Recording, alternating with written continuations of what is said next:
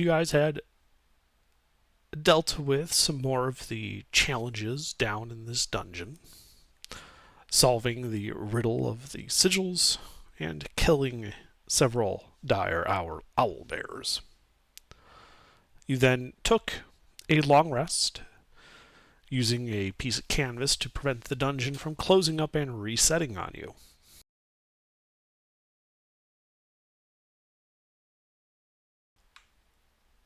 And now you stand before this large slab of iron, engraved on it a constellation to Ita in the shape of wheat bows.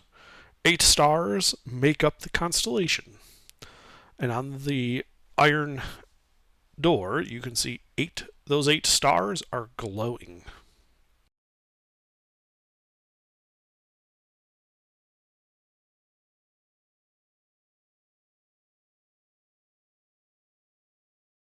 So, what would you guys like to do?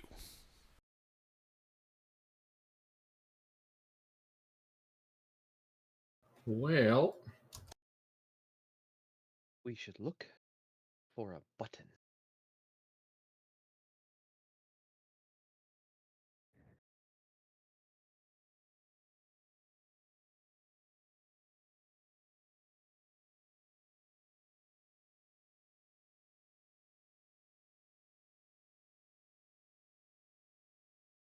Gently nudges Hebron towards door. oh, you want me to look for a button? You want me to roll investigation? That's a good point. Not to call you stupid, but I don't need your help. I can do it myself. Guidance? Absolutely.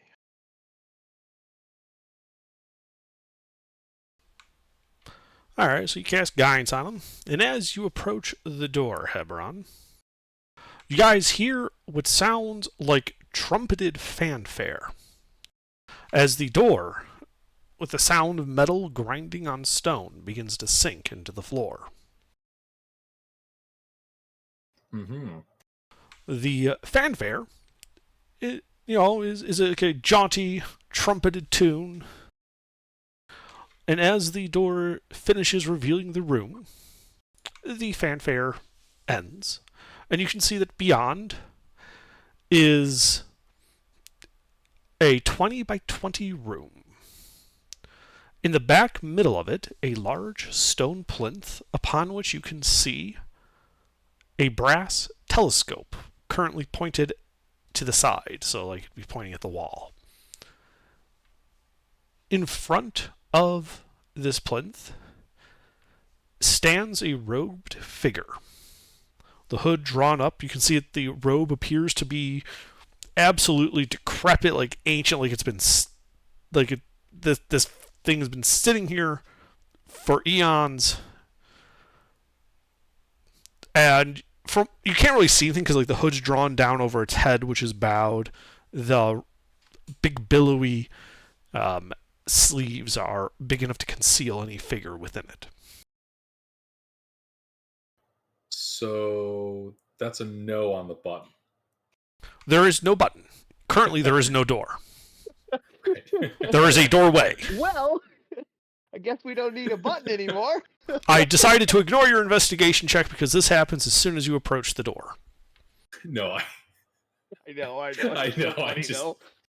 couldn't miss Everyone the goes, opportunity. So there isn't a button. However, I don't think we need one. There's a guy over there. I bet that guy's got the button. I'm gonna approach the guy.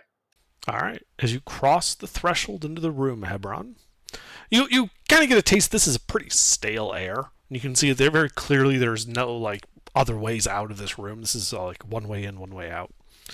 And as soon as you cross the threshold, the figure looks up, and you can actually see into his hood. Appears to be a middle-aged man, a dark red tattoo, just kind of covering one side of his face. And he begins to speak as he looks up at you. He says, Congratulate. You are not one of the apprentices. From your look and the look of those beyond, I would say you are adventurers. What? That tattoo, Yes. does it symbolize something? He turns to you briefly.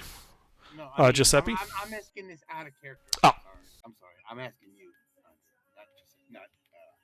What's Does your I name mean? again, Can we mister? make a check? Can we make a check to find out what kind of Yeah, make a history check if you want. history? Okay. What's the name of your character again? He still needs to change his name.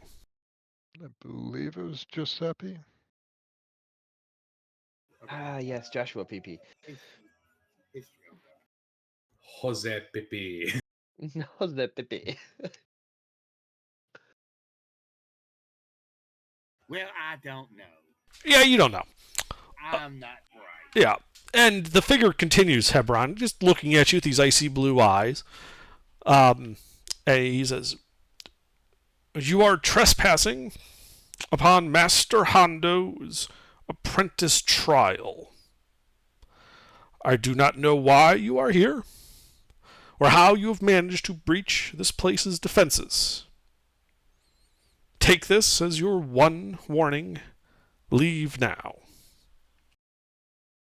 Oh, our apologies for trespassing. As for breaching the defenses, we answered a riddle and put some water into a We completed the fountain. trials as they were set We forth just- to be yeah. completed. Do you want us to get the crab? He The completed trials were meant to be done alone. It is a test of mettle and endurance for the apprentice in question, of which you are not. Well, how do you know we're I mean, not Hebron did most of the work. That is How do true. you I not did know most of them we are not independently. apprentices? The only ones I didn't do on my own were the ones where we were, jumped by every plant in the garden and the handball court.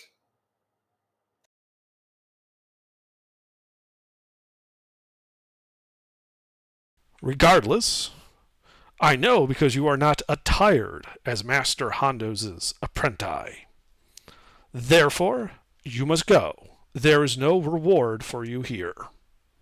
Oh, that's a bummer. Well, now wait. We No, no, completed no. Are you sure there isn't a trial. runner-up prize? I mean, no, shouldn't we get something for completing the trial? no. Can I try to persuade him or deceive him? No, I'm not deceiving him. Persuade him. Like you speak up, he looks at you, Giuseppe. Your lives.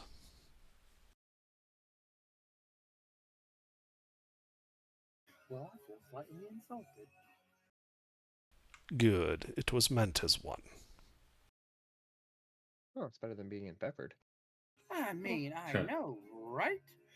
You Oh, should that's- smile more. It will increase your face value. I have to ask, who is this Master Hondo? You break into Master Hondo's trials.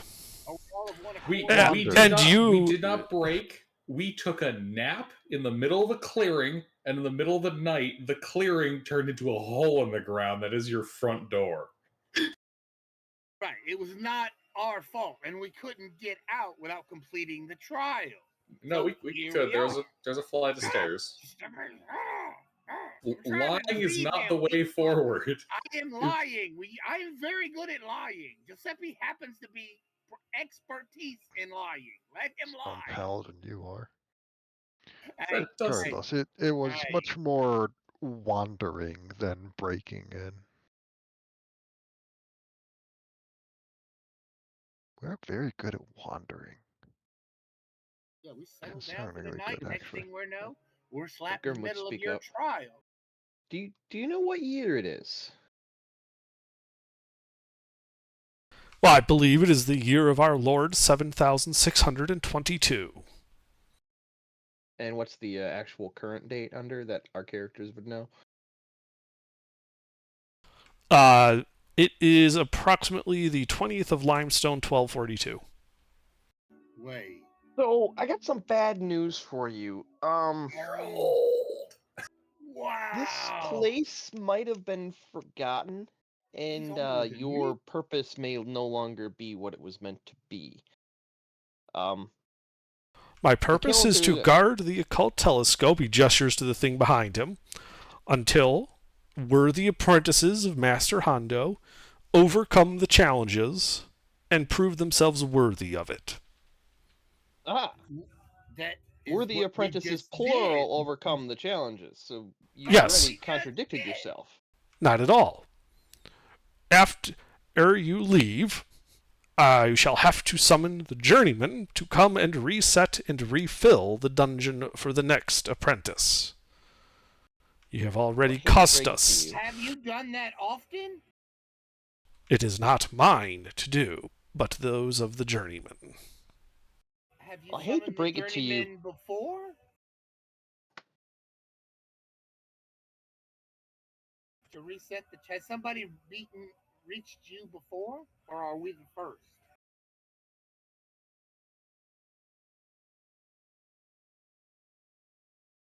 Technically, you would be the second, third, fourth, and fifth.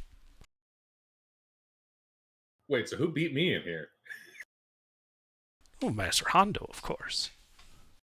Ah, well, yes. Actually, the master would be the first in here. Regardless, my patience is So now you're- expended. Leave. So you're telling All me right. the only person I- you've ever seen complete these trials is the guy that's supposed to have all of these apprentices. Yes. You've never seen an apprentice yourself. Yes. I hate to break it to you, but I don't think any are coming. I think you've Your been job is forgotten by obsolete. Lord Hondo. I'm gonna, not test his patience and, Coward. politely, step away because, Hebron's not a total prick who's gonna bully an old man over a telescope. I mean, then step away and let. That's what he's that doing. Actually, are gonna bully an old man for a telescope. Talk to him.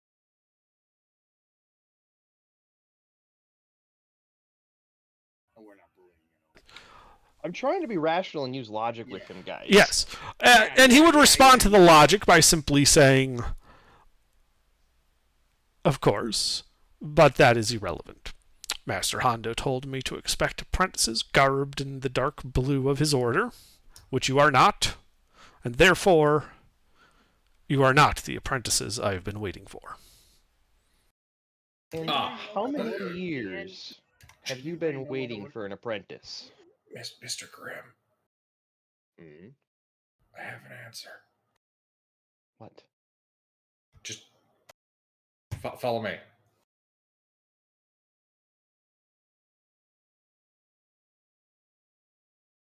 Okay, I won't finish the conversation. I'll follow Giuseppe or Hebron.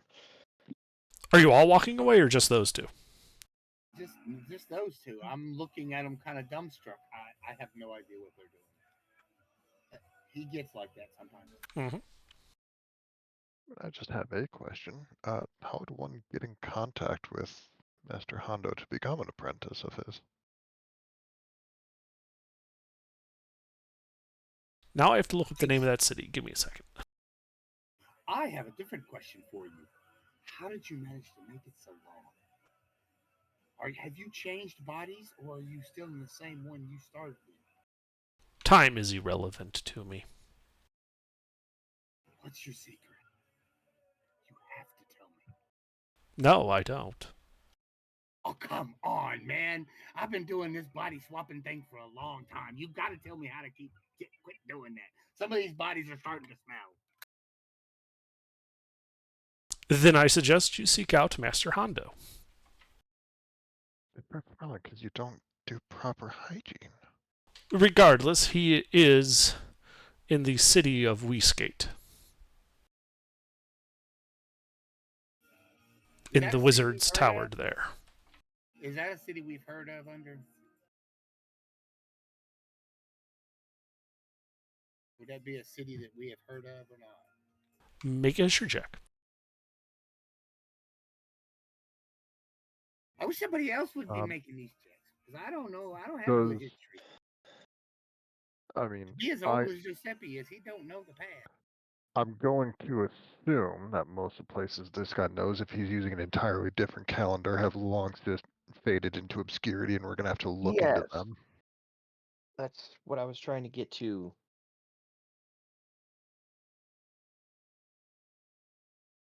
Is this something I am able to help Giuseppe with? If you're proficient in history, sure. I am. Thank you.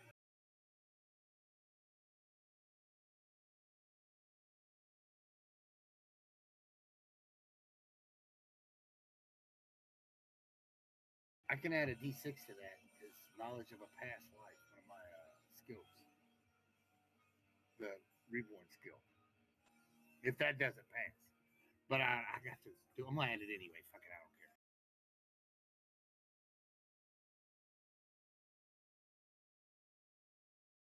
It's an 18, not a 15. So, you've not heard of a city called Wheesgate. You have, however, heard of the lost city of Wheeze, which sounds awfully similar to you.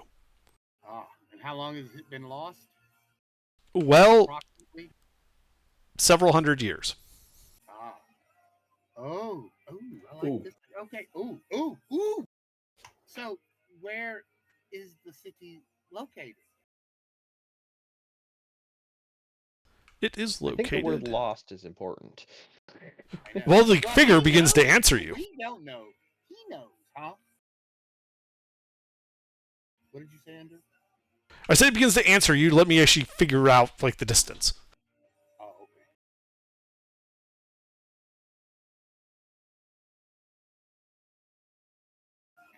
Because if he knows where a lost city is, where it used to be, you know, we can go and find some clues to this lost city. I'm sure they got all. If it's been lost for hundreds of years, can you imagine the treasure we'll find? A lot of dust. Hell, even the artifacts in that city would be worth a fortune. So the figure answers you when you ask where it is. He says, the city of Wheesgate floats over the land approximately 258 miles to the east of here.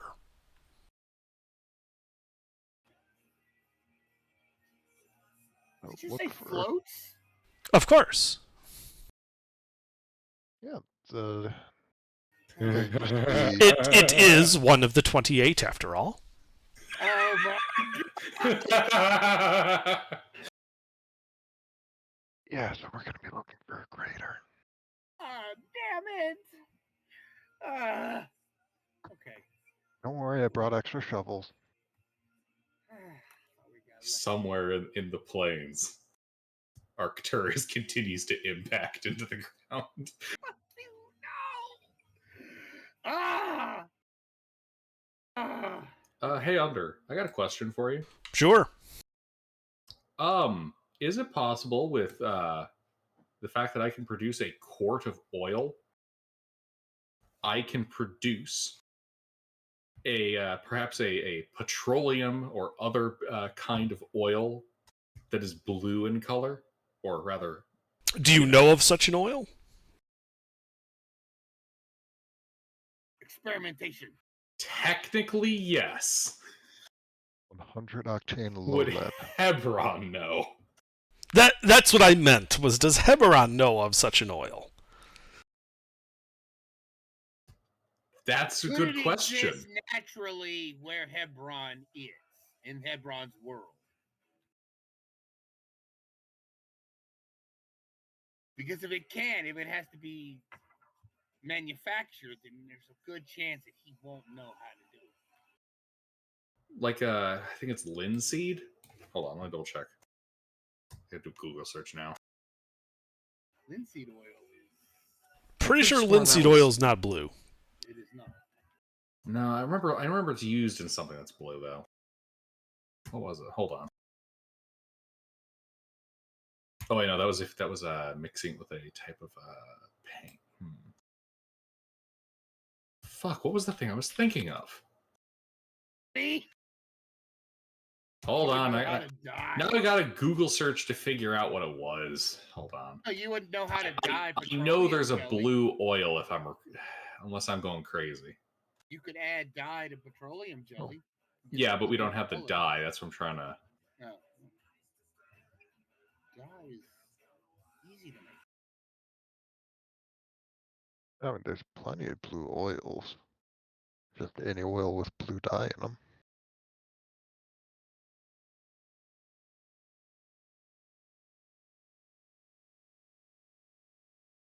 And 100 octane low lead gasoline is also blue. It's he's one of the 28. That means he's one of them.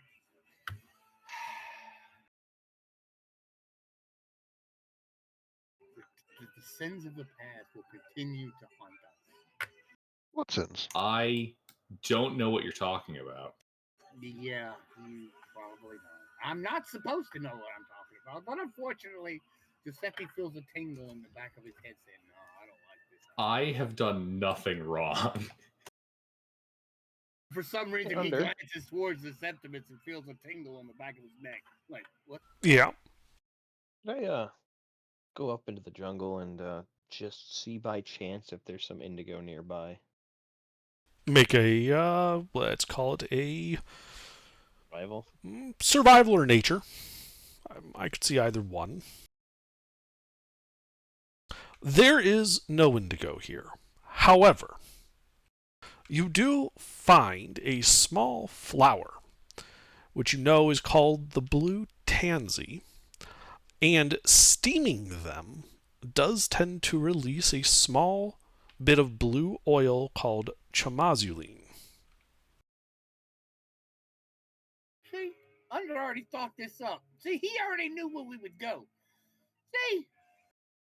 Well, if we want blue dye, the only way you're going to get blue dye is by something like indigo, but indigo is a fucking bitch to process, so... It is.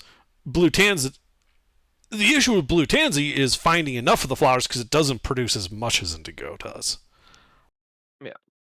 Well, how much do I find and where do I find it when I first discover it in this area? The clearing is full of them, these flowers. It in like almost like a suspiciously so, almost like they were cultivated here, because they don't extend into the jungle. This is that clearing I mentioned that had the small flowers. That's what these flowers Mhm. are. Now you know of their significance. So, to answer your question, Hebron, we could, but where are we going to get the cloth? I got 4 blankets. I mean, I have 2 hammocks, but I don't know what color the hammocks are. I'd assume they're canvas. Somebody No, say like cloth. I literally have 2 blankets. 4 blankets. Yeah, but I mean that's going to depend on Under. Are they cotton blankets that we can get away with dyeing and making into robes real quick? Cotton is unlikely. They're more likely to just be linen, which you can dye. Okay. In this part of the world, blankets you buy are typically going to be linen. Yep. Well, there's your solution. All right. So, look for iconography because we're supposed to be in blue robes of this Master Hebron dude. What? Hondo. I don't know. Master I- Hebron has a nice ring to it. Oh no, you've given him an ego. He's a Septimus. They all develop it. Slander. Well, let's get to the cloak making then. And then give up power at the very end because it scares him.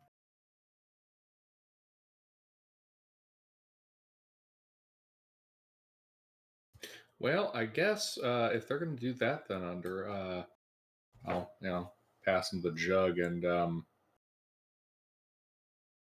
you know attempt to socially buy time. After all, we are but lowland adventuring types who have not yet been to any of the big cities. And if there's anything we should, be prepared for, we wouldn't want to like impose on Master Hondo the same way we have imposed so rudely upon him. So you're going to rudely impose upon him. Yes. The proof is in fact in the pudding. I think in this case, Your the fucking proof foot's is in the your pudding. fucking mouth. There is no pudding.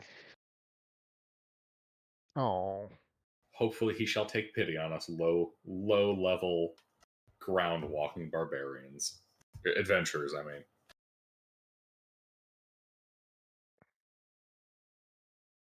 So what are you doing? I'll just, I'll ask him if there's anything we should be aware of when we go to, see Master Hondo, so we don't oppose upon him as we have, so rudely imposed upon the gentleman here.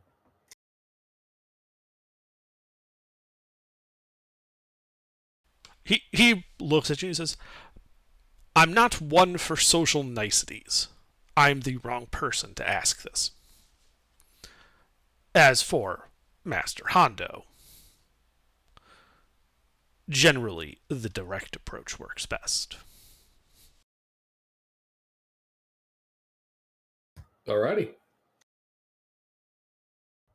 Just because the curiosity is killing me before we leave. What does the telescope do?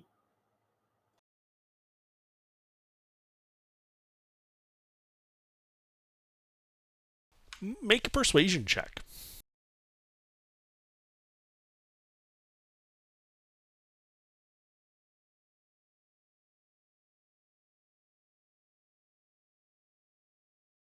Bless me, Bangbot. He says, it is a teaching tool for the now journeymen that have earned it, and when used to gaze upon the stars, increases their arcane prowess.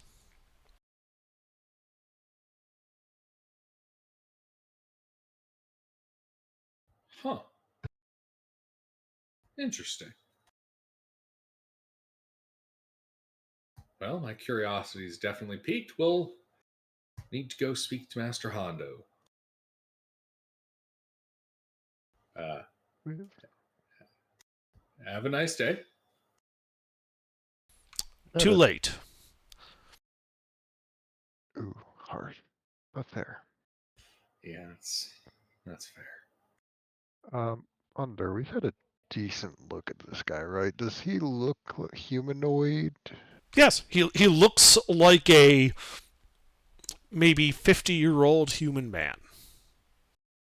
He stands about 5'8", in deep, almost black robes, but you can tell they are in fact blue. Doesn't have ominous glowing red eyes. No, just they're like of a light blue color, almost like chips of ice.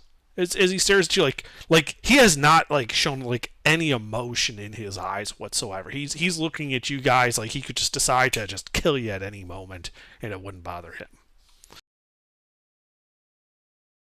But other than that, he looks like a normal person. You don't his robe looks old, like it's been here for a long time. He does not. He looks to be, like I said, about 50 years old.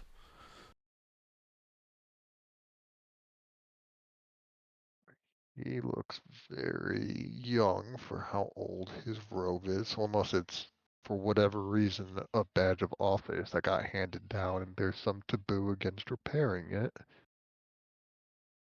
He probably doesn't age, or at least not the same as everybody else. Wait, was there any clothing on that mummy? No. Damn.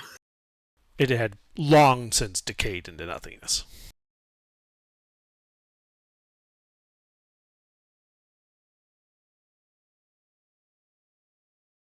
All right. Well, yeah, we'll step out. Okay. As the last of you steps out of the room, a cheery overture begins to play as the door begins cranking up. I'm just imagining an overly elaborate washing machine chime. Mm-hmm. As the door closes with a thud, you do see that the 8 stars in the constellation on it are still glowing. The overture continues for about a minute before petering out. Neat. Well, it looks like Go it. walk up to the door.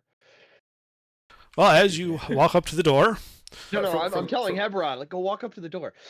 I'll walk up to it and make sure that, like, I'm squat down. That way, as it starts lowering, I'm not visible. okay. Yeah, as you approach the door, a trumpeting fanfare begins to play as the door begins to lower.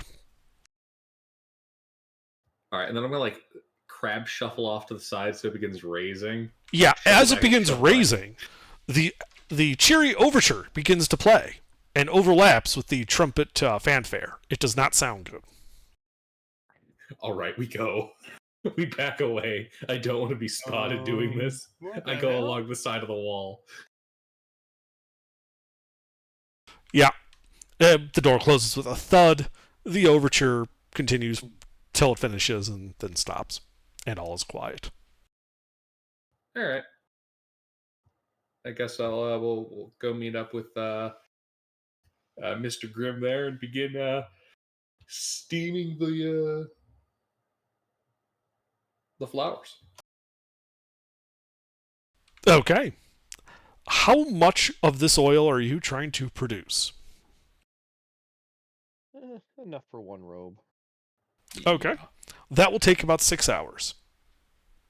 Okay. We spend the day. Yeah, so you spend most of the day collecting and steaming these flowers. You end up having to use almost, half the clearing's worth of flowers because each one only produces a little bit of oil. But eventually you have a small pot of, almost cerulean-colored oil, enough to dye a full robe.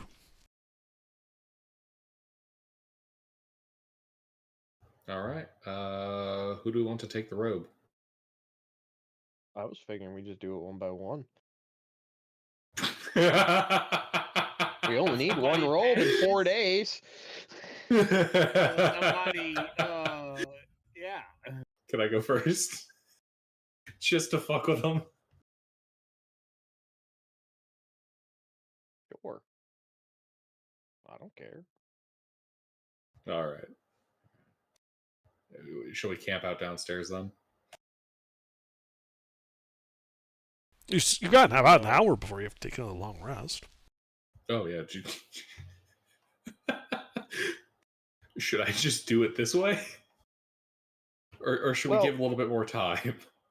I was thinking we spend a couple of days downtime, let the dungeon actually reset, because I don't think he's aware of the passage of time. I don't think he knows it's been 2 days or whatever. I don't think the dungeon resets. He told us it does. He told us it does, but it takes the journeyman to reset it. It's clearly Yeah. never been reset. Even the place over by the crab, that sword, that device wasn't maintained. The cyanide came about because the apple seeds had physically rotted. I mean, we can just wait a couple days, see if it does reset. Because we know how to solve all the puzzles, and as far as we can tell, he doesn't know. Like, when we walked in there, he's like, an apprentice has passed it. Wait, who the fuck are you guys? So he doesn't know what's going on outside that door. Yeah, So he if didn't know what the dungeon apprentice does looked like. reset, I'm thinking he doesn't have an awareness of the passage of time either, and if anything, he might have some sort of memory reset. He only remembers the apprentice that come through, or he only remembers Master Hondo, and he's never seen any of the apprentice because where did all the journeymen come that are supposed to reset it? So I'm thinking, take a few days, then I can write up a couple of scrolls for the arcane sigils if we need them, And if we don't, then I have a couple of extra scrolls laying around. That way we can do it all in one night. Okay. And if it doesn't reset, then well, it doesn't reset. But yeah, I say kick the tarp off the sunstone, take a long rest, spend a few days, just because the next night we'll immediately know if it resets or not. If we just spend a day hanging out.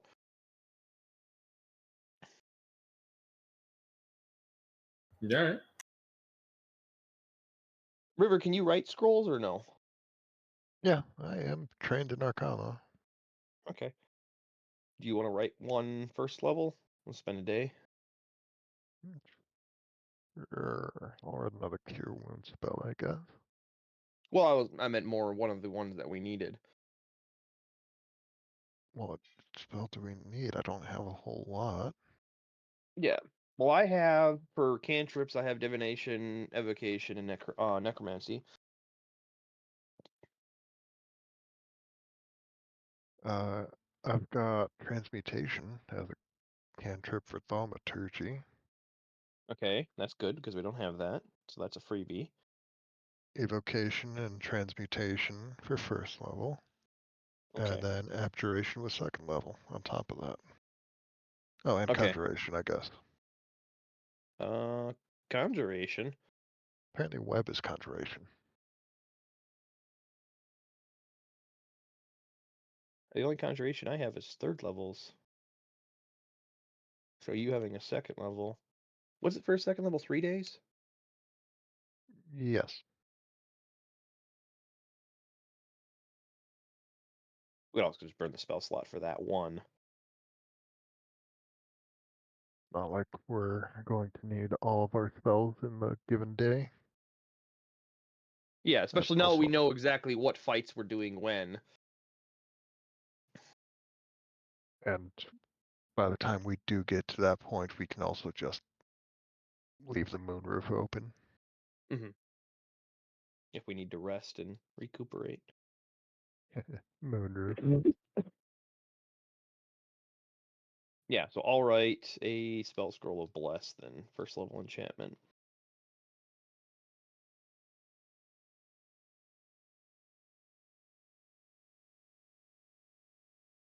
Oh, we got a plan. Next move, Beginning of one at least. execute the plan. Expect the plan to go off the rails. Make a new plan. Throw away the plan. Throw away the plan. That's what it is. I knew somebody would know it.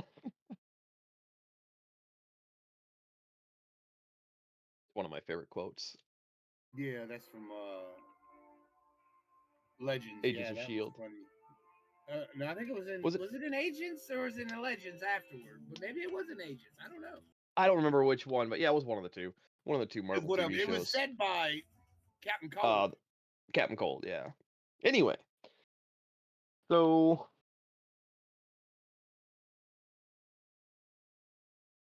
then all we need is Abjuration, which I have.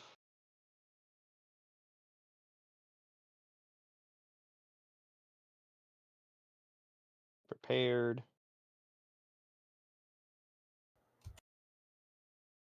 What are the other two for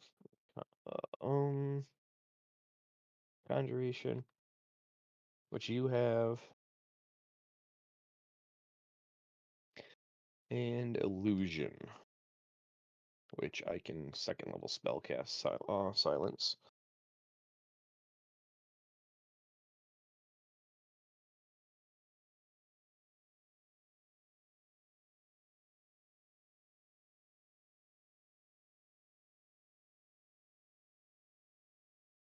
Okay.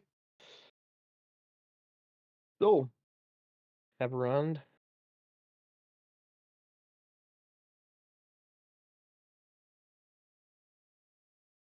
Bueller? Yeah, I'm here. Skipping? I'm here. I hear you. I'm here. Well, best brush up on your home ec class and start stitching.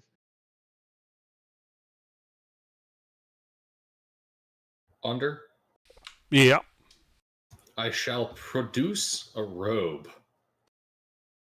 Okay. Are you proficient in clothier's tools, or the tailor sets or something? I think it's Taylor. I'm not. I am proficient in smith's tools. I am If it proficient helps. in thieves' tools. So It would be weaver's tools, actually, is what 5e uses. no, I do not have weaver's tools. What skill is that? Weaver's tools. That's the name of the set of tools. Ah, Making it I would probably say it's a dex check, for the fine work. Does a poncho work? Because I have a poncho.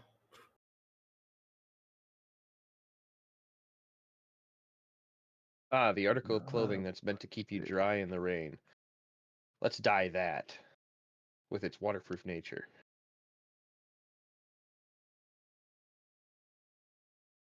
Well, if my thing would stop. Okay, being fair enough. frozen.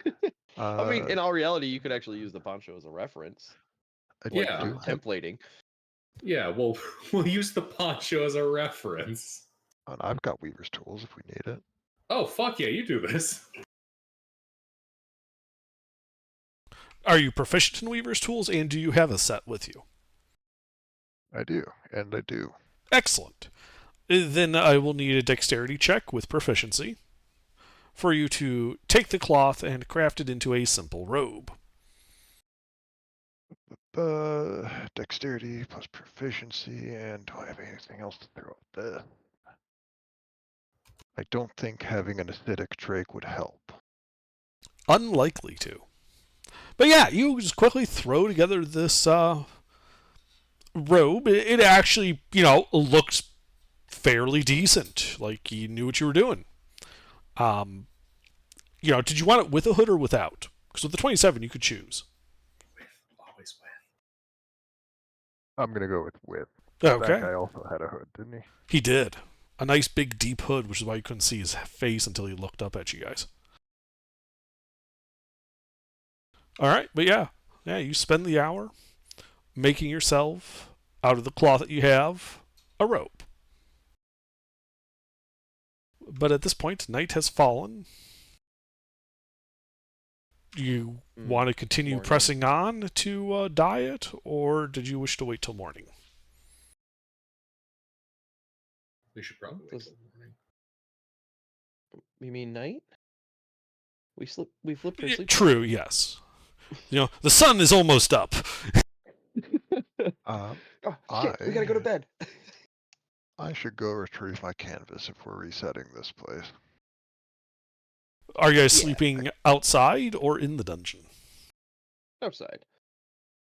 Okay. I am curious. I want to have my drake sleep inside. Well, stay awake inside the dragon because I don't think it really needs sleep. I want to have it inside the dragon just to see what happens. Wow, I need coffee inside the dungeon, like in the sun sigil roof. Sure. You can do that. And you guys, turn to your bunks and the like and begin to set up for a long rest. Retrieving your canvas as the light begins to stream down into the pit. The light hits the sun sigil, and silently, just that metal plate covering the top with the moon sigil just appears, throwing that pit that your drake is in into stark darkness. The lights that had been emitting from those runes on the ground go out at the same time.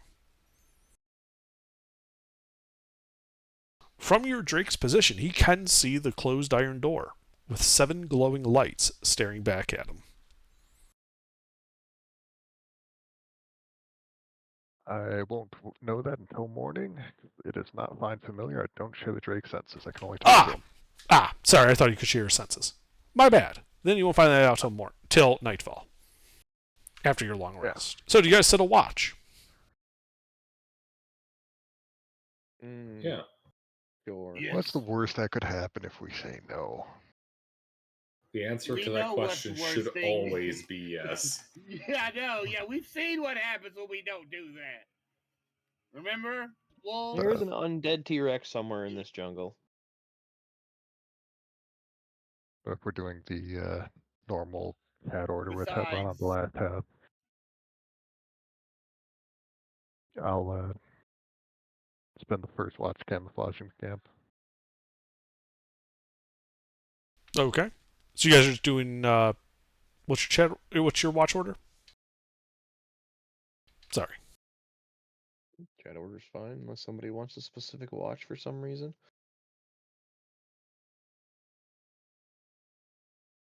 Oh, we need to put Giuseppe on one end so he can get his 4 hours.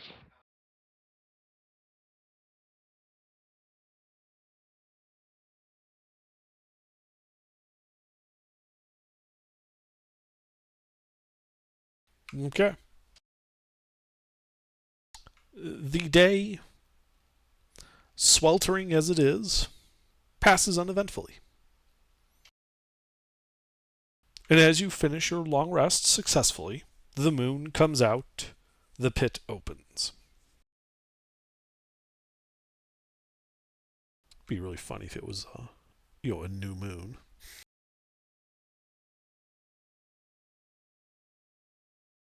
Well, guess we'll have to come back next month. But no, it is a waxing gibbous tonight.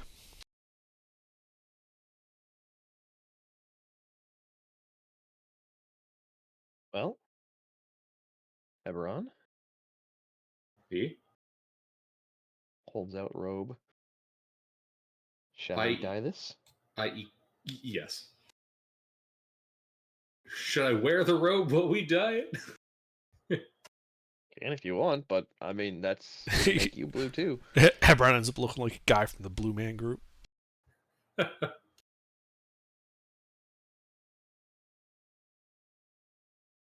Yeah, let's dye the robe.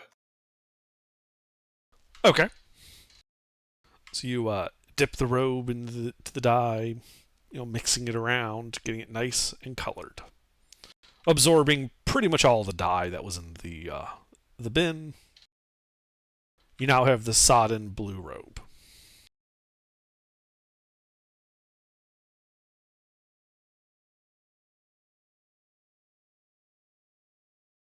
Well,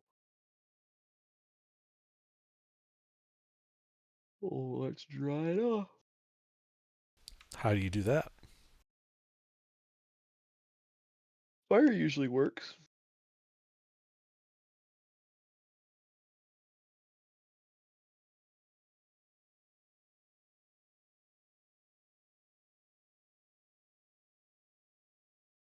Okay.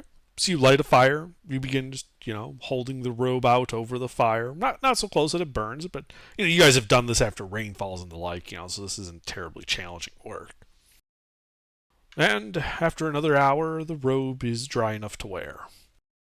The smoke that got off as the excess oil evaporated actually had a nice, pleasant smell to it.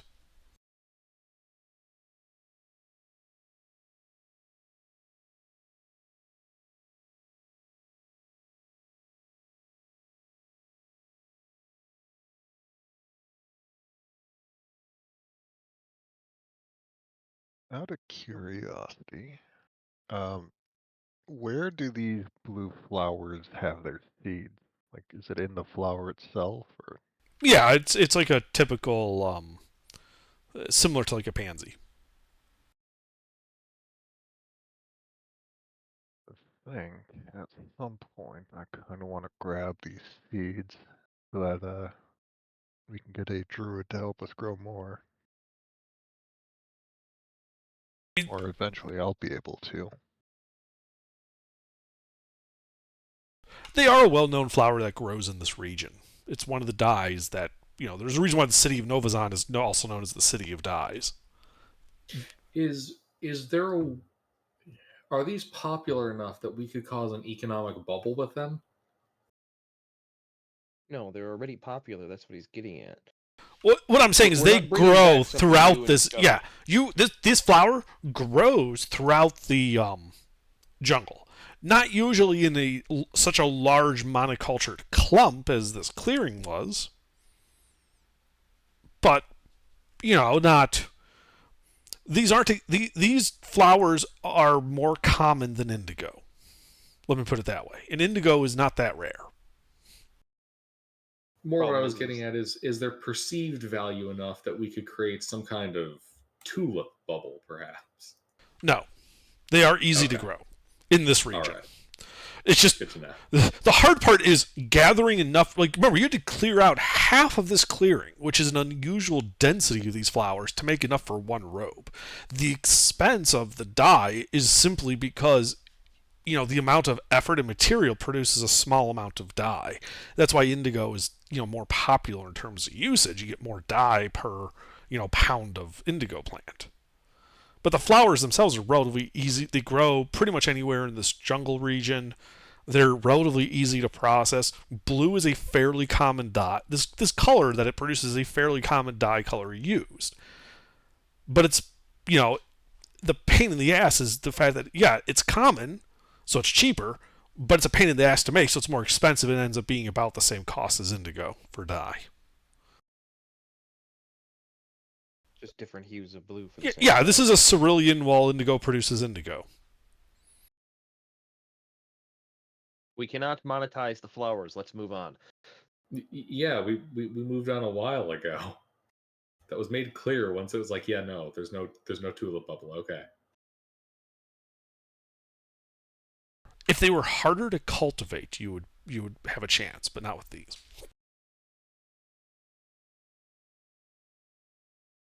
All right, Mr. Wizard Apprentice. All right, yeah, we begin dying then. You've Or done dying that. it. 2 hours Where have you been passed. for the last 10 minutes? You spent an hour dyeing Honestly- it, and then an hour with the robe racked over a flame to dry it out. Right. Honestly, Ruffles, I got a bit distracted by the economics of dyes. All right. Put on the robe, go into the trials. Okay. Yeah, so you descend down into the dungeon. Are you going alone, Hebron?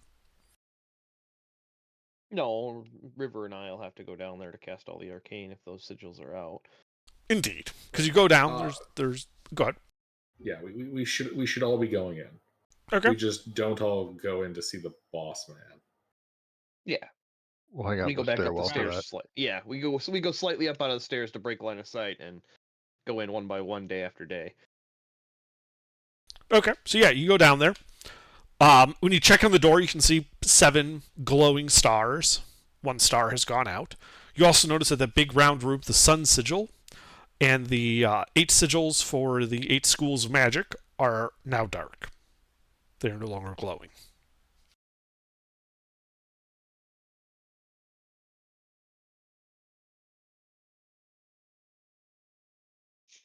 Well, all right. We go into the room. Oh yeah, Yeah. if you guys want to start with this room. Guidance, evocation, or guidance, sacred flame, or light, spare the dying, bless, sanctuary, Thaumaturgy. silence. So 1 first level, 1 second level. And then all we need is conjuration, and then you said transmutation for thaumaturgy. Yeah, thaumaturgy for transmutation, web for conjuration. Okay. So yeah, as you cast each of these spells, the sigil lights up. I believe that's all 8 of them. Yes, you guys have covered that. Yeah, I had 3 Okay. cantrips, 2 first levels, 1 second level. Just double checking that my math was correct before I cut Yeah. you guys off. Because yeah, so all 8 are glowing, and you can see now that the 8th star has illuminated on the door.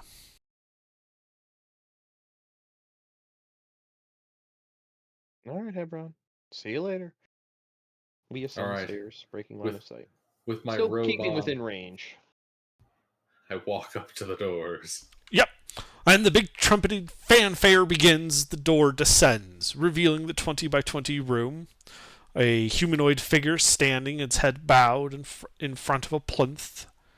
In the back of the room that you can see a large brass telescope on.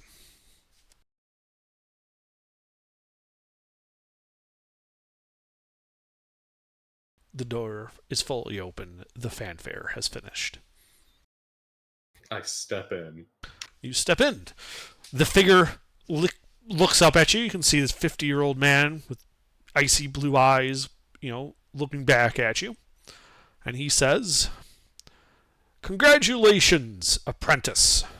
Or should I say, journeyman. You have successfully completed the trials."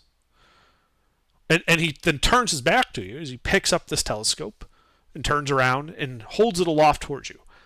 "The telescope is yours to further your studies under Master Hondo."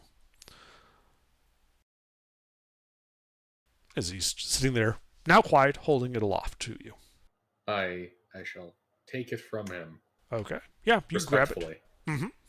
Yeah, as you grab it, you can tell that there's definitely a glimmer of magic to the telescope. And the figure speaks again as you take it. "Master Hondo, also as part of your reward, bids you to take a fortnight to yourself before you are due back at his tower in Westgate. Fare thee well, journeyman, and hopefully I will see you at your master's trials." I hope to see you there too.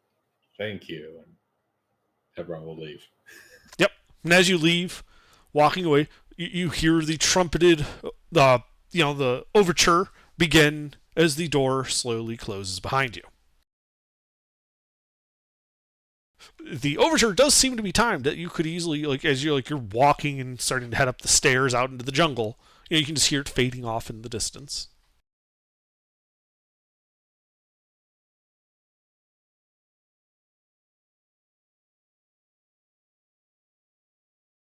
And just like that, the party has faked their way through Wizard College.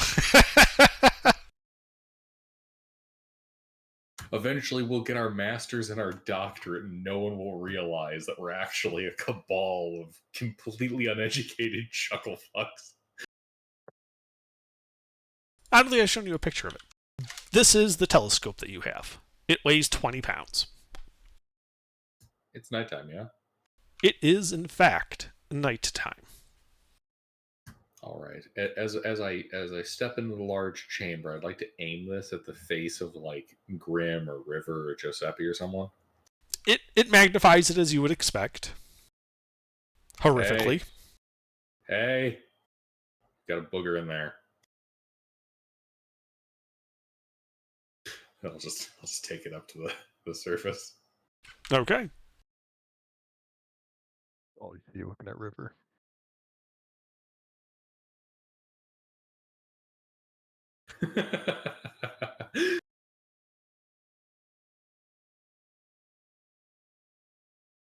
Well, I guess we got the whole night ahead of us. Let's do some stargazing. Well, maybe River should identify that thing. Oh yeah, I suppose it was a good idea. Here I was thinking it was just a mundane telescope. Out of curiosity, what kind of spellcaster do you think I am? I thought you had Identify.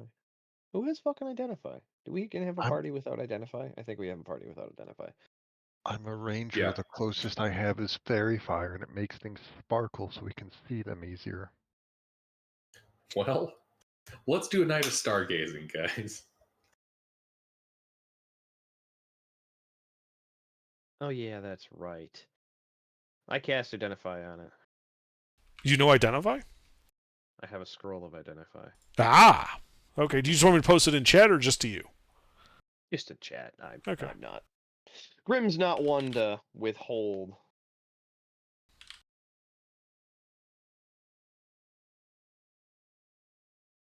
He's the kind of guy who only withholds the most trivial info. He would think it was dangerous and would need to contact the order because of it. If it doesn't You would seem not think so. dangerous. Yeah, if it's not dangerous, then he wouldn't hide the information. Reveals the location of Cthulhu's butt crack when you pointed at a constellation. Getting Otherwise, moved by it feels Cthulhu. up the nose of a party member.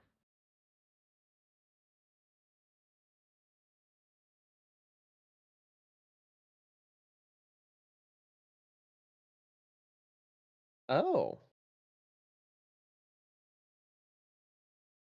We could use that for identify.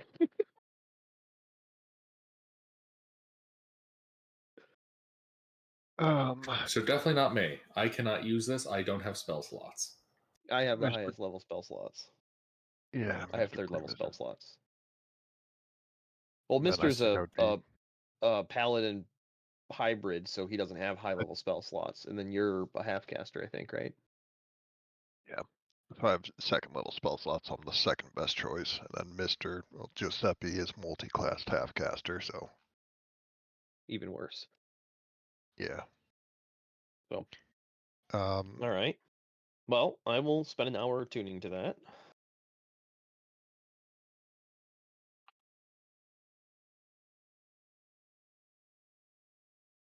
Okay.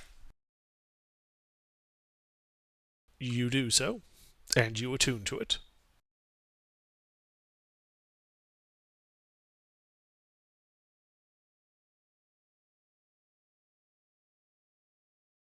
Oh, hang on. I'm hanging on. What am I hanging on to? Spell counts as known and prepared. Yes. Known being the keyword that I'm focusing on. Does that mean I can use this to scribe spells that I don't actually have on the cleric spell list? I can make scrolls of known spells. I believe so. Cool. We should spend a couple of days downtime so I can make some scrolls of identify. Like I keep saying, we should be doing some stargazing.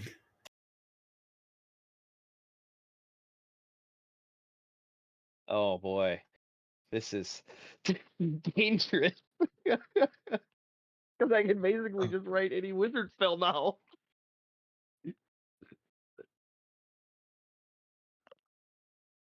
Are we on anything that's even vaguely time sensitive?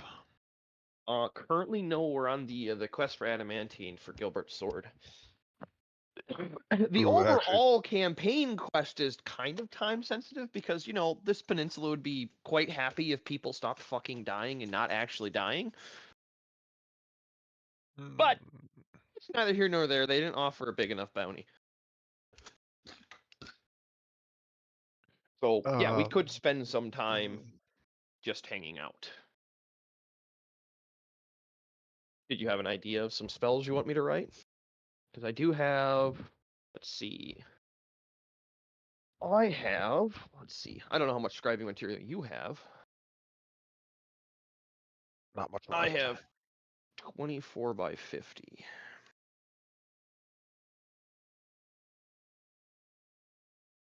Well, I have 1,200.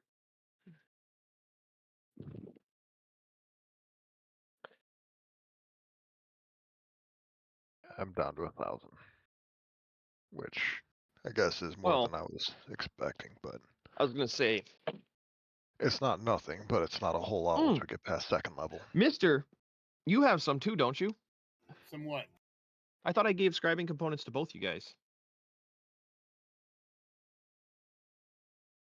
I don't know. I don't know why I would have. Well, I mean, I am a paladin, but You're proficient in Arcana, right? no, I'm not. Then I wouldn't have given you spell scribing components. Right. Maybe I'm thinking. No. Oh, I'm thinking of Monday. Yeah, Monday. Monday. You and now, Berger both Monday's have. Yeah, Monday. Monday's Yeah, you and Berger both before had we Arcana. started- So yep. Yeah, before we started the Warhammer. Okay, so we have 2,200. Yeah, gold Giuseppe pieces. is a face character.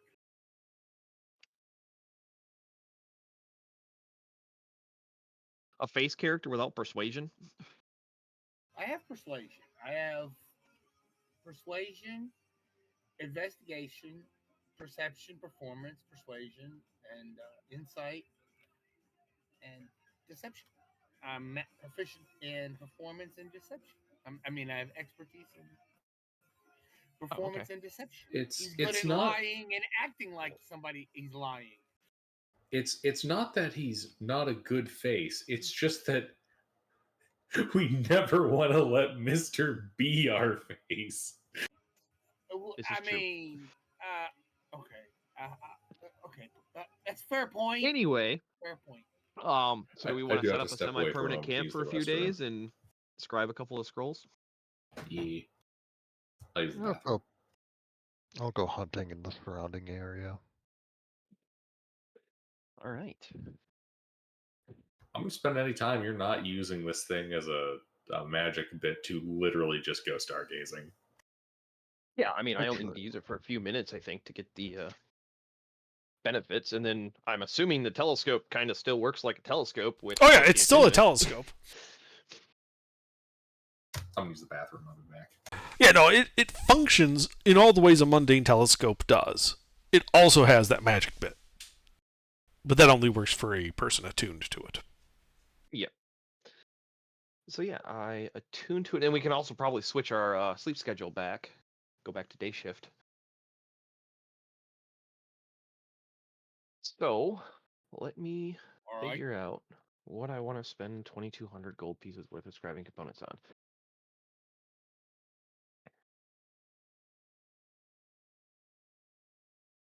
Ugh. Shield is a good option, if a bit pricey, because you only get one use out of it. Yeah. Pull up the 5e spell list. Absorb elements. So first, second, Absorb elements would be third. fine. Magic. Expeditious retreat. Um.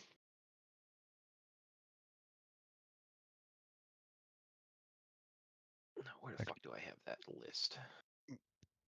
We might actually want a few of expeditious retreat, because it's not, especially for like Yumi and Hebron. Giuseppe's a rogue, so we won't need it, but it gives us a bonus action dash for 10 minutes as concentration.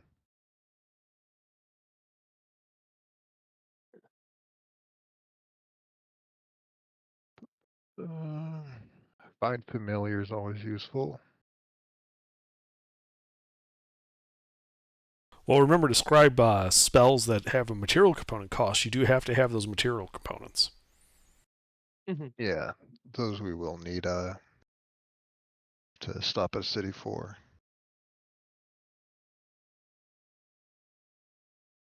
Well, how close are we to the coast? Because we basically followed the coast down, didn't we? You did, but you were trying to stay out of the swamps at the coast. And you had started moving inland a little bit because you were going to start hooking in towards the mountains. Yeah. So. So to answer your question, you guys did do well with your navigation checks before. 1, 2, 3, 4, 5. You're about 30 miles from the coastline. Okay, so a day we could get back to the ocean. Probably 2. Okay. Because you can generally travel 24 miles in a day, and that last bit is a swamp. Yep. So you're unlikely, even at a fast pace, to successfully make all 30 miles in one day. If Well, we go fast and force march, maybe. Yeah, then maybe. Yeah, we don't need to. We're not in a rush. I say we go to the coast and make camp out there, and then River, you could possibly go or Giuseppe actually, because he doesn't need to breathe. Go pearl diving, because we need a pearl for identify. I can't write that without the identify pearl. We don't have one.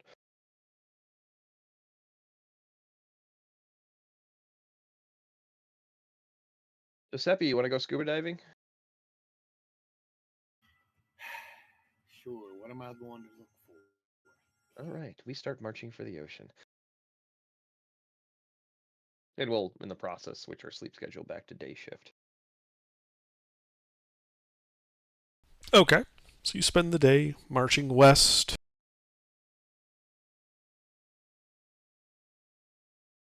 And, you make camp in the jungle, pushing to reset your sleep schedule. And the next day, you arrive at the coast, having reset your sleep schedule, so now it's still daytime. The swamp is hot and sticky. You're wading at times up to your waist in mud and muck. But you can see as the trees begin to thin out, the water gets less and less mucky, and you can see the ocean in front of you. Yeah. Well, do we want to spend the rest of the day looking for a good spot for a permanent camp in the swamp, somewhere a little bit higher and drier, maybe a big rock?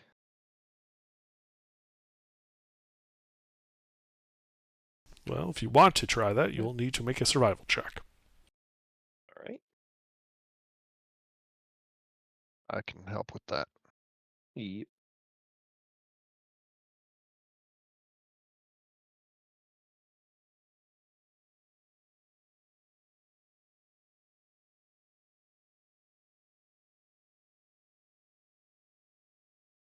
So you're looking around, and there's no like large boulders, there's no real hills, but you do find a large tree that looks like perhaps like in a storm or something, fell over, and this is a big tree. And it's sufficient that if you were to climb up on top of it, you guys would be dry. You'd be basically having to like sleep in a line along the trunk, but you would be dry. All right. I think that'll work. What do you guys think?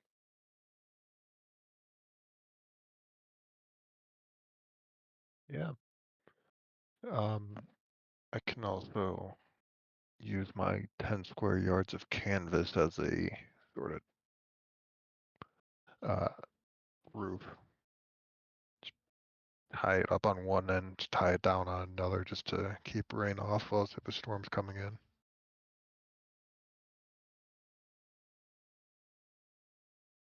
We just need something to tie it to on the top. Well, it should be easy enough. It's a big tree. Yeah.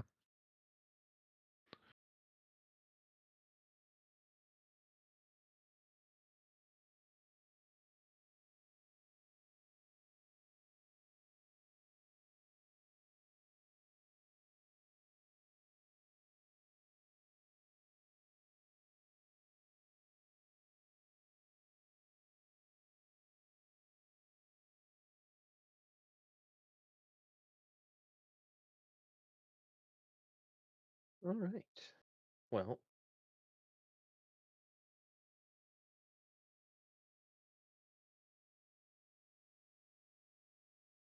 we shall settle down. Make a nice little camp.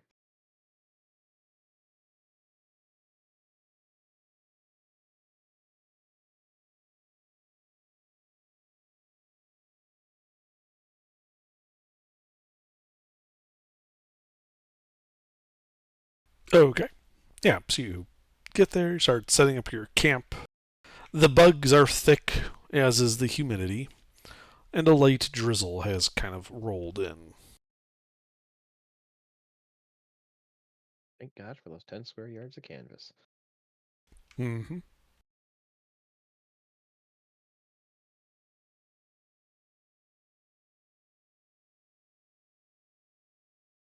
Well, Giuseppe, you're up.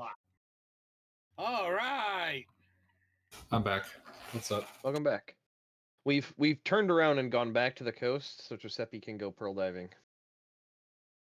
Yes, I'm going pearl diving. Don't you mean we just went like west, like a Yeah. day?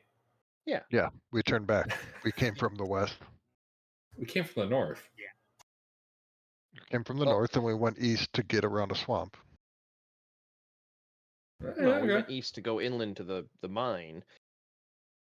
The swamp was always there along the coast. We just went back through the swamp to get to the coast, though, and now we're camping on a big tree. Who's got the telescope? Grim. I do. Just wondering.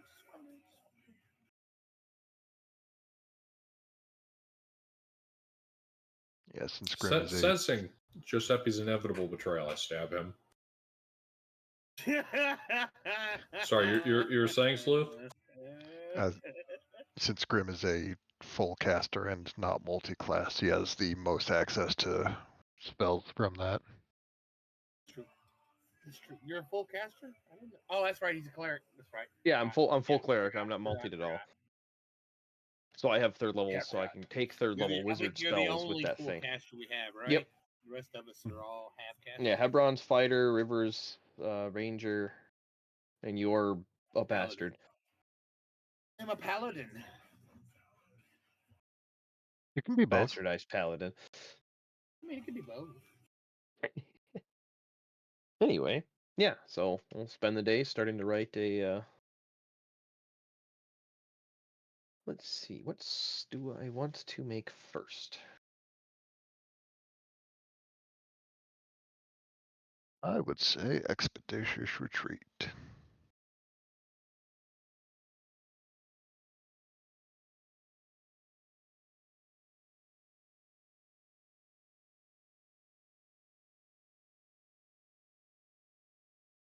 Actually, gentle repose spells would actually be really good too. Why? I know It's- Revivify. I have diamonds. No, but this wouldn't be something you need the telescope for, but it would prevent people from being undead in theory. Yeah, so would Revivify. Yeah, but gentle repose is easier to cast, so we would be able to sell it in the city to at least slow down the undead. I'm not concerned about the city. I'm concerned about our party's survival. They can deal with their own problems. Well, they can't, which is why they called us. Also, I don't need the telescope for gentle repose. I know. I'm not saying you have to do it now. I'm just saying it'd be good to have eventually.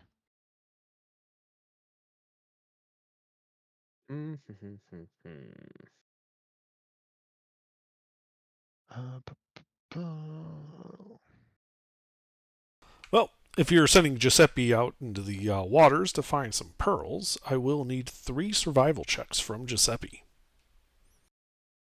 Would I be able to help with this from the shore? From the shore, no. You'd have to be there underwater with him helping him.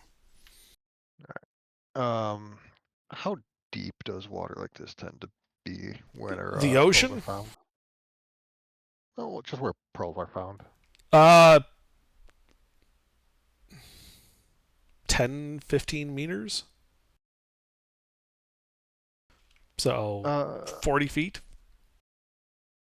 I will wait until Giuseppe's out there to see if there's an undertow or anything, and if the water looks calm, I'll go out and join him. I think that solves the question of what should I write first. I would like to spend 1 work week writing the scroll water breathing. So you're going to spend 8 days out here? Correct. That should be enough time for them to find a pearl, even if they fail the first couple of days.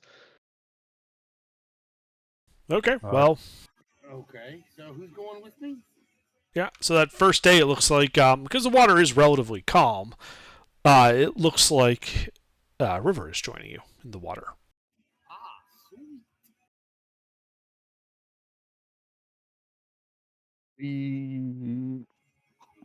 The telescope lets you cast it and still know the spell for the day, right? Correct. So I could know water breathing, cast it on you, and start writing a scroll of water breathing while I have this. That's why I'm doing it. I can give you water breathing. And Hebron, too. You can leave your Drake with me, and I'm here on this tree by myself, but that's fine. I'll be okay. I'm assuming River is going to spend some time camouflaging the camp with my help. Yeah.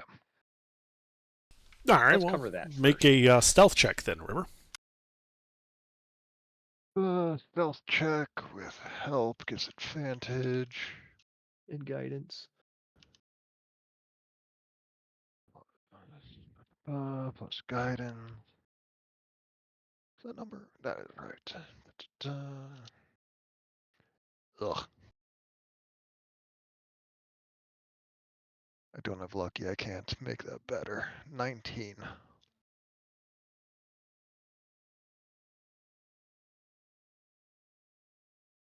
Okay. I mean, the camp is somewhat concealed. You're still, like, up out of the water on a conspicuous fallen over a large tree. It's the thought that counts. Here's a shovel. Dig some foxholes. I don't know. Yeah, I will take. I'll leave my. Yeah, I'm just gonna leave my pack and just take like a short sword and a knife and my light armor. You want a crossbow? Might can use as it well, underwater. I guess.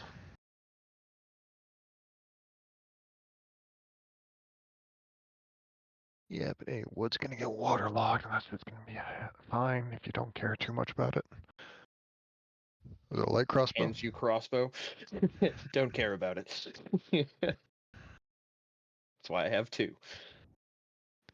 Why do you have 2 cross? You know, never mind. I don't think I want to know. In case one gets wet. Duh.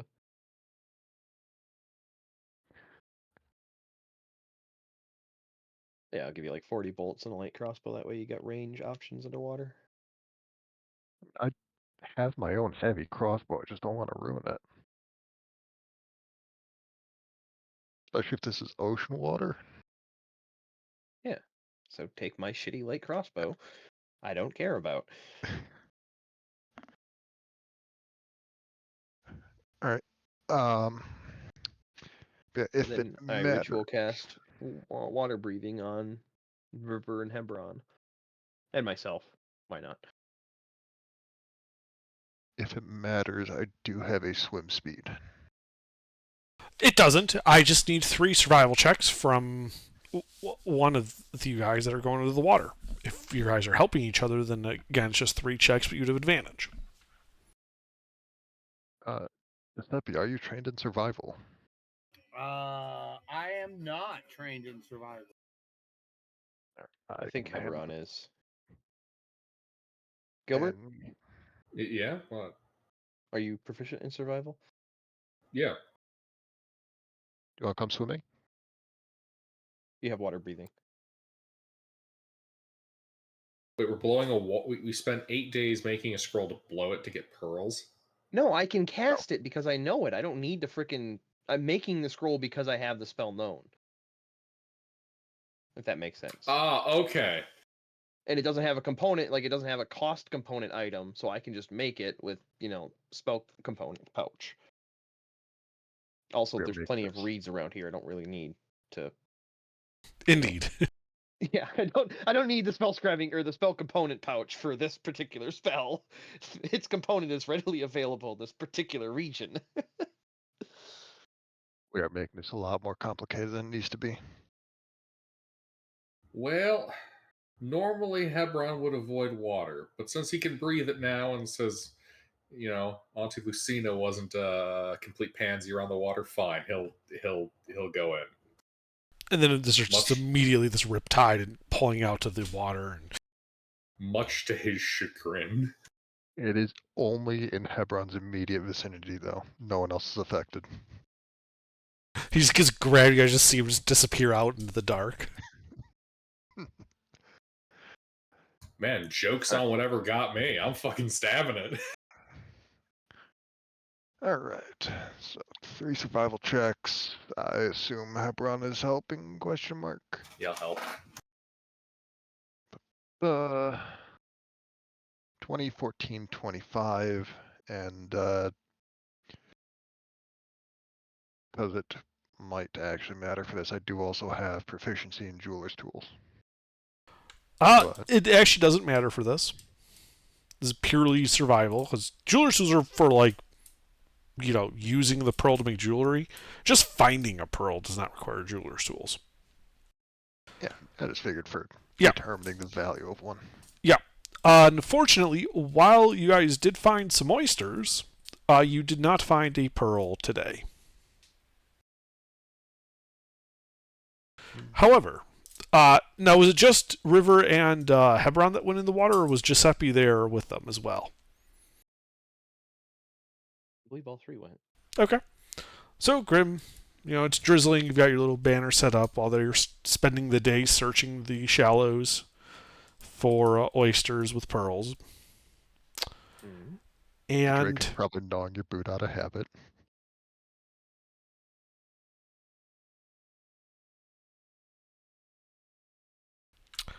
And as you're sitting there, you can see, as you hear like a little bit of splashing coming from further inland, you can see two humanoid figures dressed in some ratty like chainmail wading through the swamp. Their swords are out in their hands. Direction? It'd be northeast of you. Which direction are they heading? South. So it looks like they're just passing through. They're not heading towards me. Correct. They are not heading directly towards you. They are 120 feet away when you see them, which is about the limit to what you can see in the swamp. Yeah. Well, I'll use the telescope and get a closer look at them.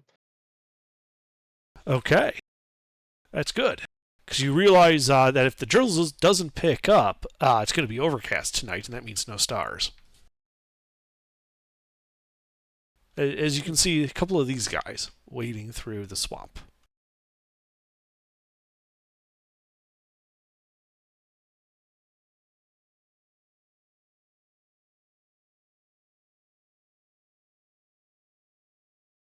All right. Now Well, your camp is somewhat I hidden. maintain my quiet. Okay, then I Yeah, will need I'll a maintain stealth my check from quiet. you.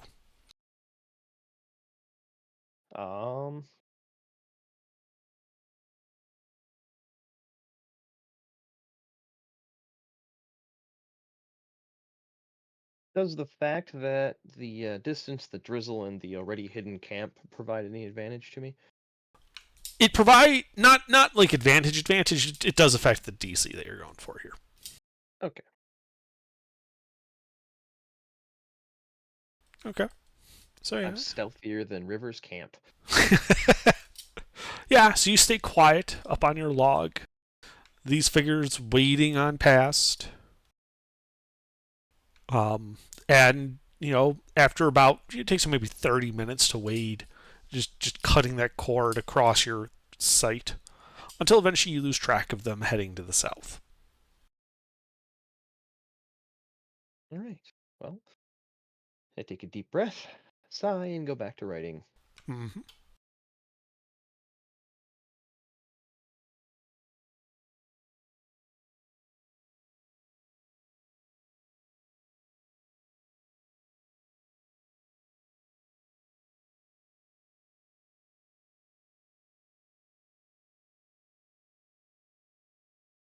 And I have a 1/8 finished scroll of water breathing. Yeah, you spend the day. Eventually, Hebron and company come back to the camp, wet but pearlless. You're not clutching me, Pearl? What good are you?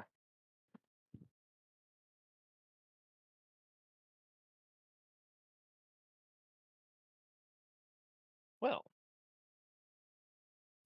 Ah, good. And lucky for you, as the day goes on and night begins to fall, the rain does stop. And tonight you see stars. excellent. Well, I reconnect with the telescope and resume the knowledge and the ability to cast water breathing. Okay.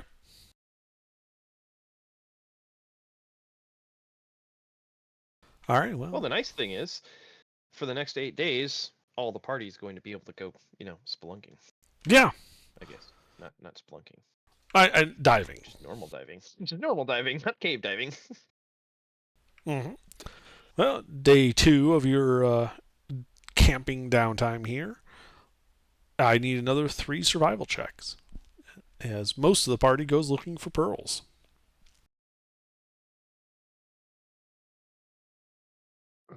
Uh,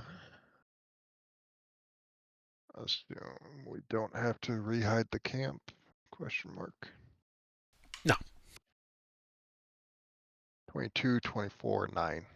Wait, no to having to rehide it or no to assuming? Oh, No, you don't have to rehide it. I forgot. No to assuming. So, with that rain, the camp is a little more visible. I forgot Hebron is helping with these. So Indeed. 10, 11, 17. 22, 24, 17. So you guys spend the day looking. No, you find oysters, no pearls. This time, the day is uneventful, Grim. Excellent. Just how I like it. Feels like I'm back home in the library. Mhm.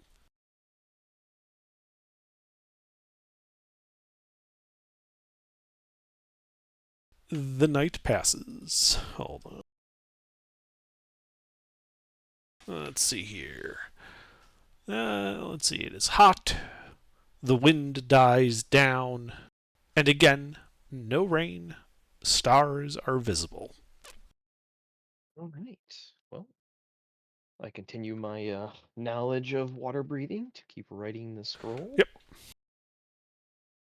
And then recast it on the party. And this time I am going to cast Daylight on River's short sword. As a cleric, don't you know locate object? Yeah, where's the fun in that, though?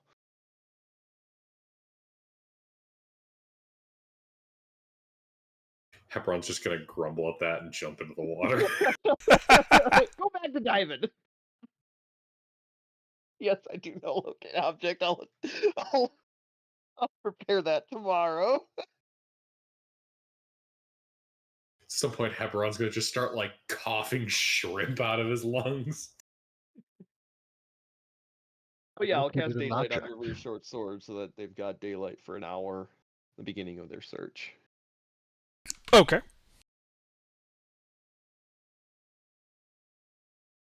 So you continue your scroll work. The three of them jump in the water, and I need 3 survival checks. I'll do that so we can paste it later. Oh wow, that is a My daylight really did bad not first help. one. So you jump into the silty water with a sword emitting lots of light. And for like the first hour or so, you can't see shit. And you don't find shit.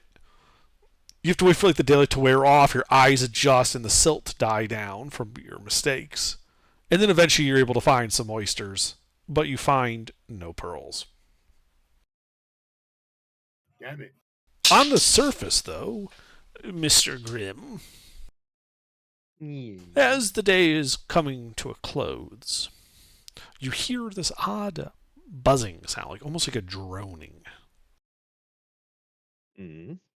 And when you look again, it's coming from inland. You see this absolutely gigantic wasp currently checking out the tree next to yours. Like it's landed on it and it's kind of poking around. And by giant, I mean it's like the size of a person. Interesting. Well, I maintain my disposition of hiding. Okay. Then I need a stealth check from you.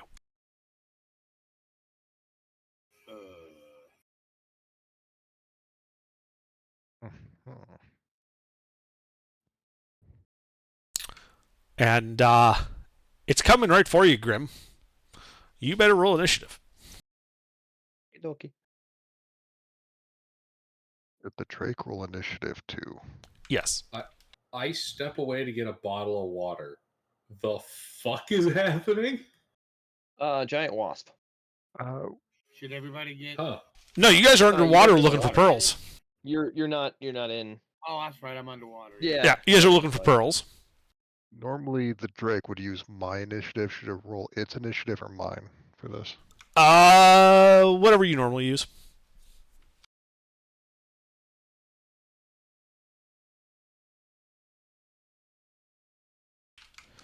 All right. Well, what does your Drake do? Drake is ordered to protect Mr. Grimm. There is a wasp it's- the size of a person bearing down on Grimm. He is 30 feet away in the air. How high in the air? 10 feet. All right. It is going to bite the wasp if it gets within reach, and it's just going to stay as close as it can between the wasp and Grimm. Okay. Grimm?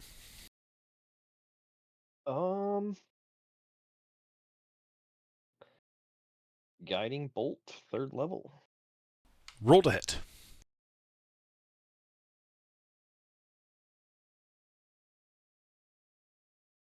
Hit.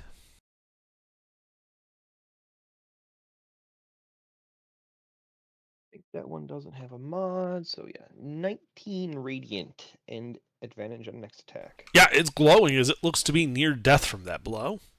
Anything else? Nope. I cower behind the Drake. Yeah, the wasp is just gonna fly right up into melee with the Drake, provoking its held action. Don't forget advantage for guiding bolt. Advantage gets a 22. Hit. For 4 non-magical piercing damage. All right, yeah. So the Drake just sort of bites it like right in the thorax, tearing it apart. And as that buzzing dies, Grimm, you hear more droning buzzing coming. As you can see, 4 more on a flight, maybe 120 feet away. It would also be at about this time that the party would be surfacing from their unsuccessful search. So, to set the scene, you guys are surfacing, you're about 30 feet from camp. You're still more or less half submerged in water. On the other side of the camp, 120 feet into the swamp, you can see these 4 gigantic wasps bearing down on Grimm and the Drake. So now the rest of you should roll initiative.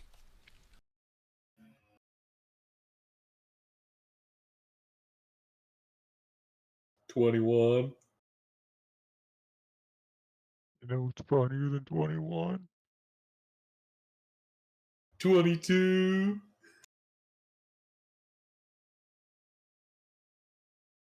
Yeah, that's right, Sleuth. I know what you're going to do.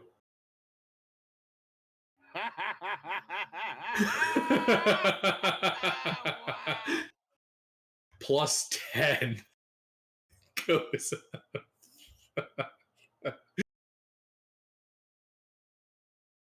As the dice just continue to just fuck Giuseppe in particular. I mean, God, All right, River. Wizard. so unlucky. I assume we're at the depth where it's too shallow to swim, but Yes, too you are deep to waist walk deep on. water. So I'm gonna do that weird like half hop, half run through the shallows and All right, feel do you have a swim agility speed? to be able- 35 feet. 35 for run, climb, and swim. Okay. So you can use that, or you can be at half your normal speed. Your swim speed. I will use the swim speed, and then once I actually get to shore, my run speed and feline agility if I need any left over. Well- just to get to my stuff and grab my bow. Yeah, like the 35 feet of swim speed would be enough to get to your camp on the log. Perfect. Actually, you would need to use something because 30 feet would get you next to the log, and the log is like 10 feet, out of the water. I think is what we said. So you'd still have to climb another 5 feet after that to get up and to actually get your stuff. Yeah, feline agility will double my speed, so that gets up to Yeah. 70 for each. Absolutely, and so that then you can easily get to your bow.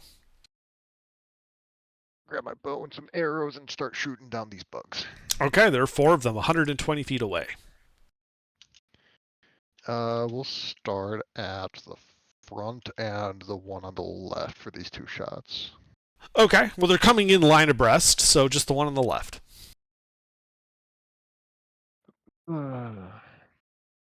Yeah. 2 Nat hits. 20 might hit. Yeah. First one is 19, Okay, it is near death. and the second one is 18 damage. All right, that one is dead. Just right into the swamp. And then again, I'm just going to have my Drake ready in action to bite and gravel one if it gets into melee and have it be between the wasps and the rest of the party. Okay, sure. Grim. Um.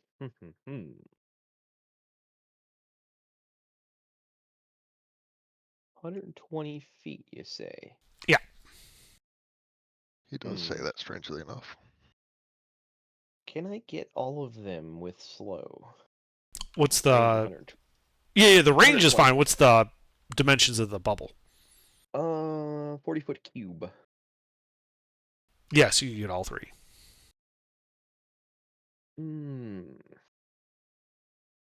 Yeah, I'll cast slow. Wisdom save. I don't think any of them passed. No, my DC is 17. Mm-hmm. That one of those would pass my wisdom save. Anything else, Grim?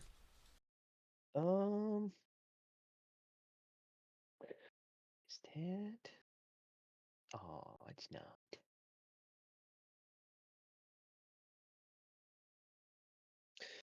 No. All right. Hebron. Well, I do believe I'm currently wading through pretty, proportionally deep water. So, yeah, we'll do the aquatic slow-mo run as I dash. Okay. I don't think you have a swim speed, right? Not unless you feel inclined to give me one. Nah. So you'll need to spend your dash just to get up to the log that the camp is made on. It's still got like a 10-foot climb to get up into camp. Yep. Anything else?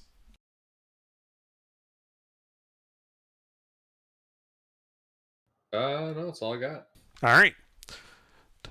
So the bugs begin moving forward, and you can see that they're very visibly slower, and the hum of their wings has visibly taken a deeper tone. Oh god, it's making a brown note now. Con save. As they dash and make it 50 feet because they're slow. LOL. Though that one on the right is suddenly producing a higher pitched droning sound and seems to be moving faster. Giuseppe? Giuseppe's gonna keep walking towards the shore. Okay. Are you, Swim. do you have a swim speed? No, Giuseppe can't swim. He walks on the bottom. He doesn't breathe. So Right, you're in waist deep water, so that's why I was asking. Because if you had a swim speed, you could move your normal speed, otherwise it's difficult terrain. Yeah, no, he can't. No. Okay. So are you dashing to get to the camp then? No, he's just walking. Okay, so you move your 15 feet. Yeah. Do you do anything else? No. Alright. Wait, can I shoot a bow from this distance? Do you have your bow with you? Did you take it with you under the water? I don't think I did. You're right. Yeah, no, I didn't take anything with my dagger, so no, I don't have my bow. Yeah, I don't have Lob the dagger! I am not throwing my magic dagger at this thing. It's not that They're only 65 feet away. No, it's not that important. No. He lobs, he hears bloop as the magic dagger is lost in the swamp forever. I mean, Well, no. if y'all That can't we could handle definitely a few locate object bugs, on. I mean, y'all can't handle a few bugs. I mean, shit. Already killed 2 of them. Yeah, One. they're not that tough. Well, I killed They one get too. into melee range, stab, instant death. Well, technically the Drake killed it, but I did most of the work. All right, River. Pew pew on the one on the right now that it's going faster again. Roll to hit. Let's go gambling. One hit. I'll make this my favorite, folks. I'm not concentrating on anything. 23. It dies. Wonderful. Drake is going to ready in action to grab the whichever one gets close again. Okay. Grim. All right. Yeah, I'll start. They're within 60 now, right? I actually did the math wrong when I was telling Giuseppe. They were 120. They moved only 50, so I believe they're 70 feet from you. Okay. Is there enough room on the log that I can move 10 feet forward and get him within 60? No, you'd be jumping down into the water. Absolutely not. All right. In that case, oh, I pull out the other crossbow.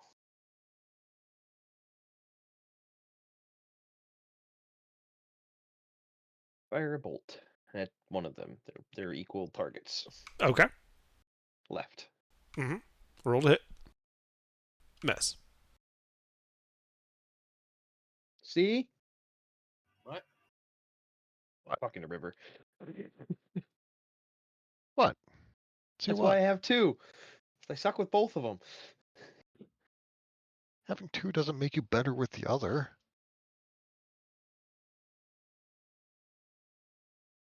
It's the thought that counts. All right, that's it for me. All right. Heberon.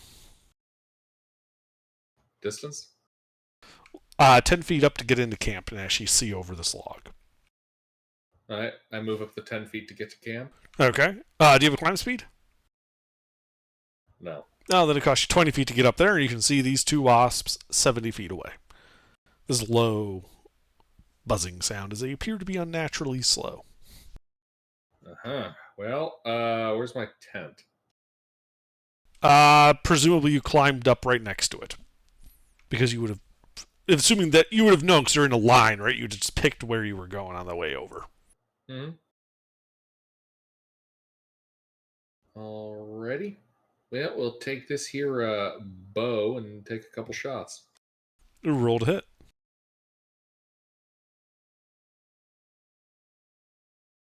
Which one are you shooting at, by the way? Left or right? Which one's the most injured looking? They're both unhurt. Right. Okay. Those both hit.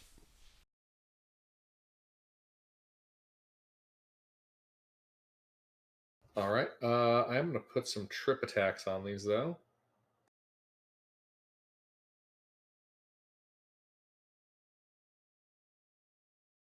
So 9 and 10 piercing and strength save versus being knocked prone. Can I also have the Drake throw an acid on one of them? Yeah. Oh, okay. What is that, 2d6? 1d6. Plus an extra 2 acid. Does the 16 pass your prone? That passes 1. I need a second one, though, because I used it twice. I think that fit. No, that still passes. Okay. So yeah, you shoot this one twice. Your arrows, causing it to be near death as it struggles to maintain its flight.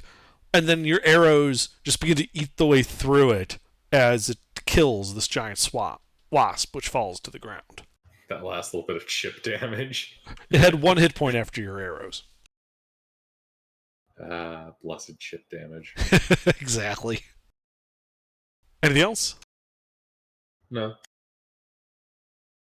All right. Well, this last wasp going to beat its wings furiously and dash forward 50 feet, putting it 20 feet from, 20 feet technically from River and Heberon, 25 feet from Grim, because now it's actually close enough where that angle is a little sharper. And Giuseppe's still wandering in the water.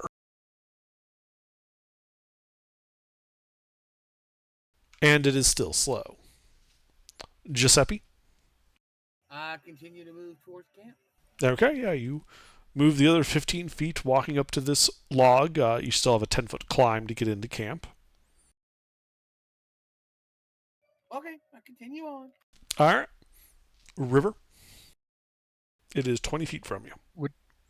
Would it be one of my attacks or my whole action to throw my Drake at this wasp?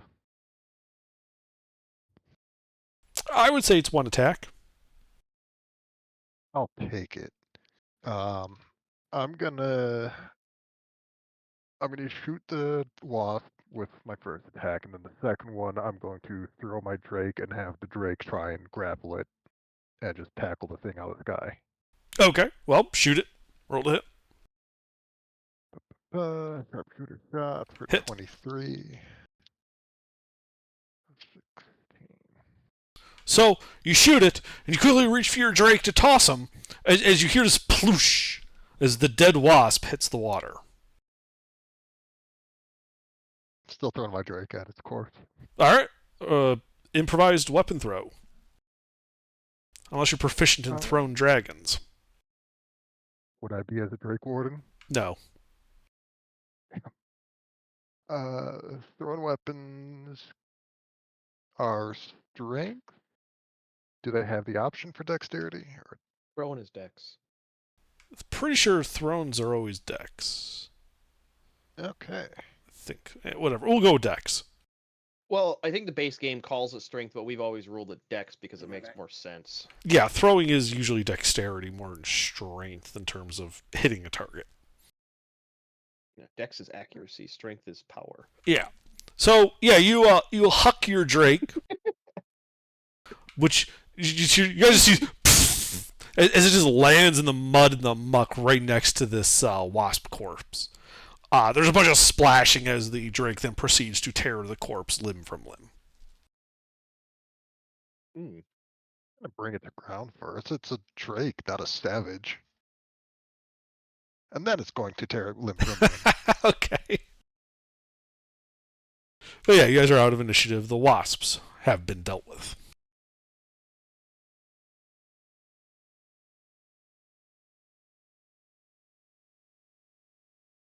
Um, What's your nature, River? my nature. Check. I'm a tabaxi. What do you mean, my nature? Are you calm? Are you skittish? The skill nature.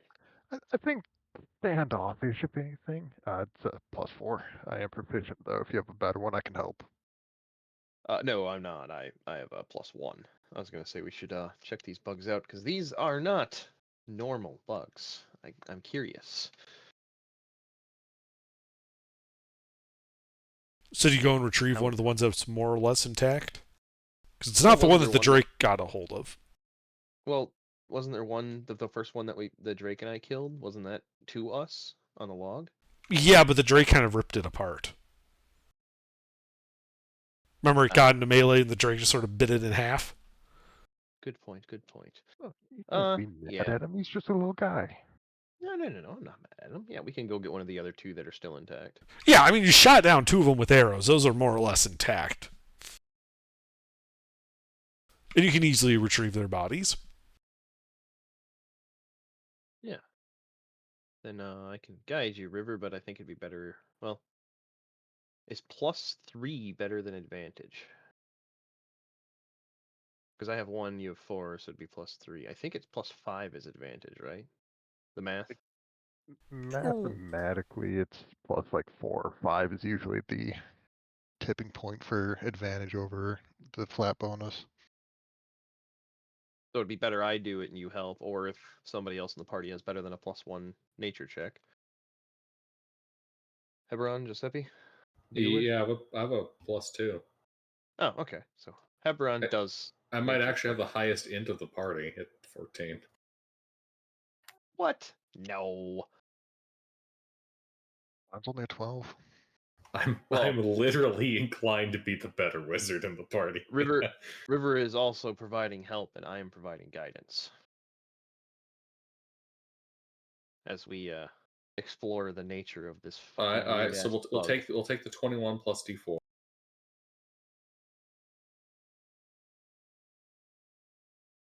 So 24. Yeah, so you start putting tearing it apart, looking at a dissection of it. And as far as you can tell, it's a fairly normal wasp, just really big. Now, you know that jungles tend to have certain types of gigantic forms of insects and creatures, right? Like, dinosaurs and the like. So, it does not strike you as, that unusual in the sense that, you're in a magic jungle and shit like this, is kind of expected. You would be a little more weirded out if you were encountering something like this on the plains, though. Okay. Good eats? Not really. Well, maybe. I was figuring maybe roasted wasp would be dinner tonight. Not a lot of meat on these guys. Well, Mostly like crunchy chitin. Not very nourishing either. all right. Have a side of good berry. Crunchy with a side of squishy.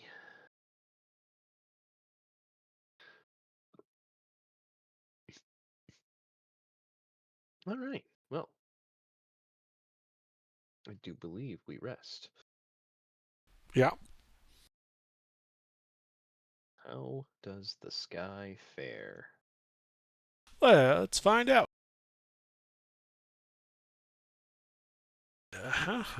You are just getting lucky on these. A little bit of a light wind picks up, but the sky remains clear enough, and stars are visible. Also, let's take some rope and make a ladder so it's a little easier for you guys to get up and down the log. I mean, that's.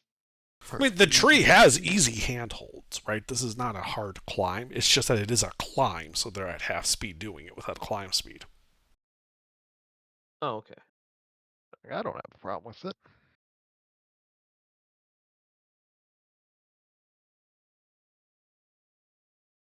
All right.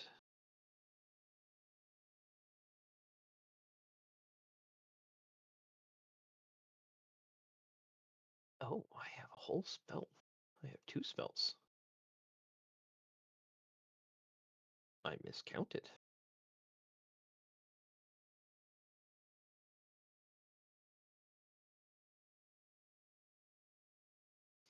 But morning comes. Day 3. Are the 3 of you still looking for pearls? Well, as the morning begins, I cast Locate Object. My target, a pearl greater in value than 100 gold pieces. Okay. Cleric of the ocean, what wisdom do you bring? If you want to do it the hard way, I can use augury. There is, in fact, one such pearl, 727 feet north by northeast and 30 feet down. North by northeast. Wouldn't that be inland? Sorry, north by northwest. My bad. Okay, I was slightly concerned. Like, what's 30 feet I down have over shovels. there? I have Shovels. shovels. Several, in fact. All right. So yeah, I give you guys a general direction, cast water breathing, and say on you get. And I will on I get. I mean, I only have 400 feet of silk rope, so I can't exactly give you a 700-foot marker. What am I, a cat? I don't need a leash. Well, no, more so that you have an accurate, because 700 feet is a little harder to pace underwater. Well, I'm a actually, no, you have ranger, I'll Giuseppe. be fine. He's heavy. He's heavy and slow. All right. I will need a survival check for the navigation to that point based on his description from one of the 3 of you. Uh,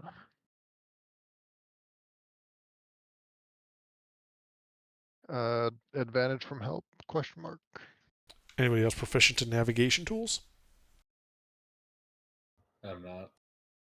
Survival, but not navigation Survival? tools. Survival works, yeah. Right. Survival. Okay. 20. So, yeah, you're pretty sure you're like at the spot, right? You checked this before. There are oysters here, but it's also only 25 feet deep. Did you bring your shovel? I have hands. So the shovel would just get rusty and it wouldn't actually help too much with how soft the dirt is. I'll start digging by hand. Okay. Start digging by hand in the silt. What is Giuseppe and Hebron doing as you start doing that? Look out. Yeah, that sounds like a good idea. Look out. All right, so you start looking out. Looking out. Grim?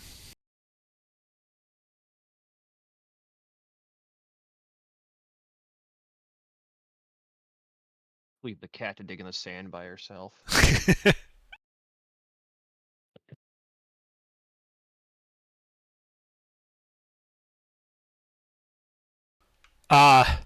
So you feel briefly like a clamping sensation on your hand as you're digging there.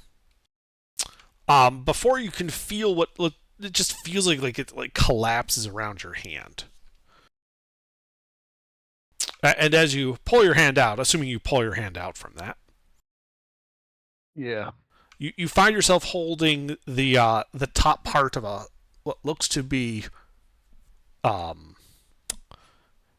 felonid skull, same to your own. The teeth having collapsed into your palm. The jaw is missing. Huh. Well, that's morbid. I will set that aside and continue digging for this pearl. Yeah. So you keep digging there.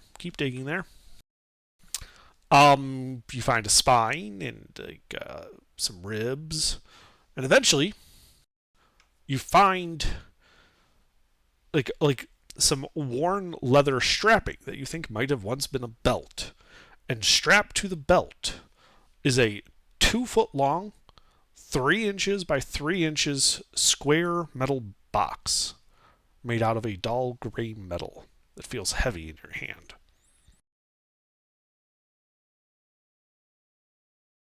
You said dull gray? Yes.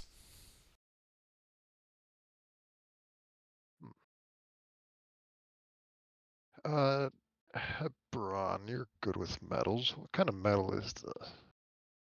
Thunder. Lead. It appears to be a lead box. Definitely lead. Take that to this. Actually, I'll take it to the surface. Can you two stay here? Because I don't think this is our pearl. If it was lead, most divination won't go through that. And, shit, I'd have to run back to get my thieves' tools. Can I just unearth the rest of the skeleton? Yes. As I'm you gonna go ahead. keep digging, you're not really unearthing it so much as like because the silt just kind of keeps collapsing back, and you're like just pulling bits of it out as you pull it to the surface, bit by bit. Yeah, I'm just gonna bring the entire skeleton on shore and see if there's any like. Probably just check the rest there, see if there's like a bag or something that would have the pearl, because I don't think locate object goes through any lead. Does it? No, it specifies in Locate Object that it does not. It has the normal Mhm. magic can't penetrate rules. Yeah, so you find the decrepit remains of what looks to have once been a component pouch, a couple of holes in the bottom, and as you dig around, you feel like a crunching sound. And as you pull out, you realize you have both a pearl and what looks to be a ruby. The pearl is somewhat small, worth maybe 100 gold pieces. The ruby, though, is quite large and looks to be worth about 1,000 gold pieces. What spells need 1,000 gold piece ruby? I know there's one. I'm trying to remember what it is. It's I think simulacrum, perhaps.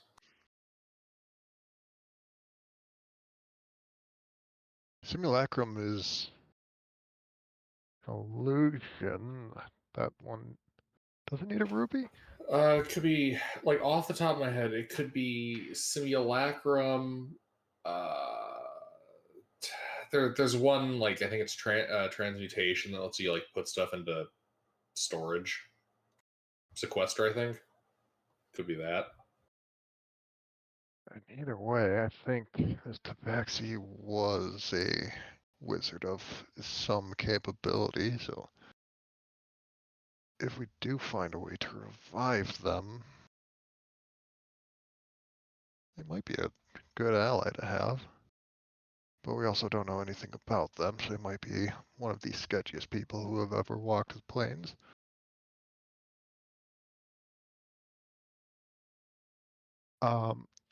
I want to. It would need like resurrection to bring someone back from just a skeleton, right?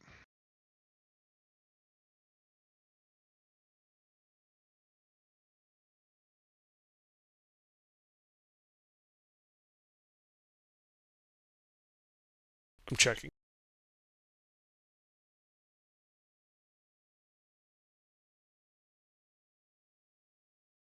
Resurrection closes all mortal wounds and restores any missing body parts. Yeah.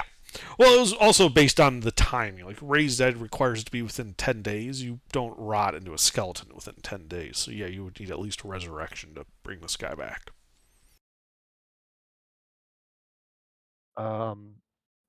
Does the like decay on the skeleton look like it's been more than a century? Make a Or is medicine it check. uh medicine.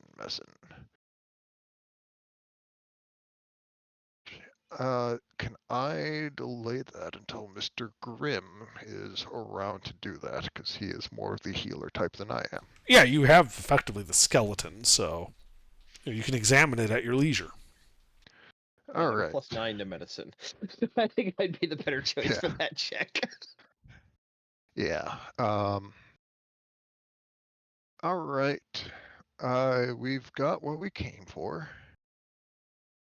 I will take the skeleton. If Hebron, you could take the lead box and component pouch. I Yeah, can't can find do. any spells that require a ruby of There that definitely price. are. Oh, of that price, yeah, yeah. And it might also just be some loot they found.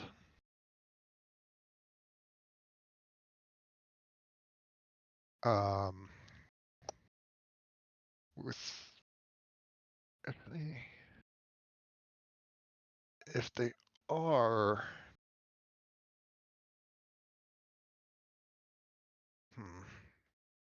we might be able to get legend lore cast on the skeleton to see if there were someone of that kind of capability and reputation, but it's a good chance that won't give us anything. Problems for later, though. All right.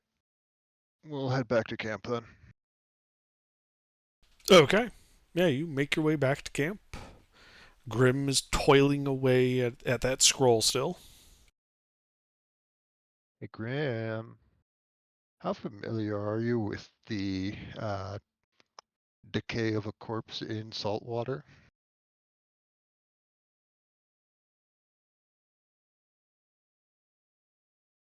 Eastern European saltwater or African saltwater? North American, actually. Huh. I can take a look. Well, it's a So, medicine check. All right. I am not proficient, so I can't help with this one. Yeah, I got guidance. Yeah, so you're looking at this, Grimm, and Figuring out an exact time of death is basically impossible given the advanced level of decay in the salt water, but you're fairly confident that it was less than a century. Probably less than 50 years. All right. So, if River wants to bring this guy back, resurrection, not true resurrection. Yes. Assuming you bother to bring back the whole skeleton and not, the bits of it you destroyed. Sounds like he brought the whole thing. Yeah. Yeah. Just making sure. Okay. So yeah, All right, yeah, you got that. You got this 3 foot long. Sorry, not 3 foot long. 1 foot long, 3 inch by 3 inch lead box. You've got 100 gold piece pearl and 1,000 gold piece ruby. Do you want me to take those into my inventory? I mean, I have no use for the pearl. The ruby is part of the reason why I wanted to see about who this person was. If they were a formidable spellcaster, yeah, it might be good to have an extra person on our side given everything that's going on. Well, did you say you're proficient with jewelers? I am. Well, you could, maybe if the ruby's large, there might be a maker's mark or something on it that could give you more information about its origin. That is a good thought. Is there anything like that? Are you proficient with investigation or perception? I am proficient with both. Okay. Then then I would say if you're just looking for a maker's mark, you can use perception. If you're trying to examine this ruby to determine where it came from, that would be investigation. In both cases, if you're proficient with a jeweler's set and you have it, you can add your proficiency bonus to your normal check. All right. So it would be effectively expertise. Yes. And we'll go with investigation. So you're looking at this. There is no maker's mark. And as you're examining it, you realize that the ruby is flawless. And in fact, you've never seen such a perfectly flawless ruby in all your time. This is unnaturally flawless. Like created by Fabricate Flawless? Yes.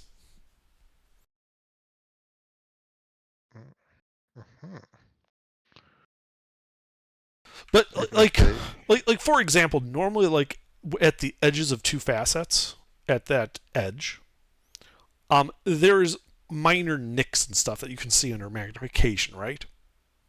Mm-hmm. You don't see any of that. The edges are all perfect. There's no tool marks. There's no tool marks on the surfaces. There's no inclusions at all. At the very least, this person was in contact with someone slightly above our abilities. And our pay grade. Well, if we can bring them back, that's worth quite a bit to them. Probably. All right. But I also want to see what's inside this lockbox. Lead box. Let's take a look at that. Yeah. Investigate, check for traps. Okay. Hey, hold on. Yeah. You wanted to look at the lead box? Well, someone needs to make an investigation check then. Guidance. If it would actually help, I am proficient for advantage.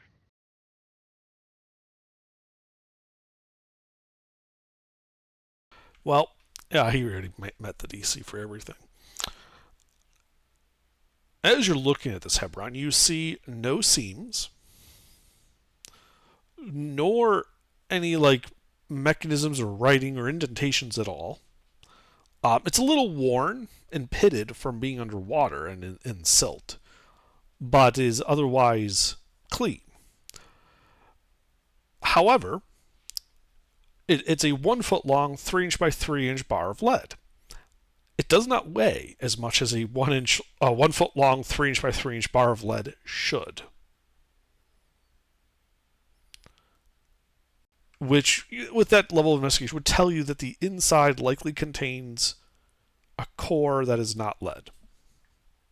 What it contains, you can't tell. There's no egress to it. But it is not solid lead all the way through. All right. In that case, then, I shall use my incredibly potent magical components to separate the lead from itself, revealing this core. And how are you doing that? Why, with the magic of basic blacksmithing. Okay. But it's pretty soft. You can probably just stick a knife through it. Yeah. Well, are you using a cold chisel or are you heating it up? We'll cold chisel it. Okay. In case whatever's inside is temperature sensitive. That's why I'm asking. Okay, so you're just kind of setting it up on a thing and just knocking the end off? Or are you trying to split it down the middle like a banana? What? We'll start by splitting a corner and peeling off an edge. Okay. Short edge or long edge? Like a cap Short or... edge. Okay. While he's doing that, I'll start casting Detect Magic. Sure. You start casting Detect Magic as he starts, working the lead, which it works as easily as lead does. It's not like it's artificially resistant to anything. And as you nick that corner and start peeling it back, you realize it's only about an 1/8 of an inch thick of lead. And as you nick that corner, bright yellow powder begins pouring out. Like sand. And then the smell hits you and you realize it's not sand, it's sulfur. Sulfur? Yep.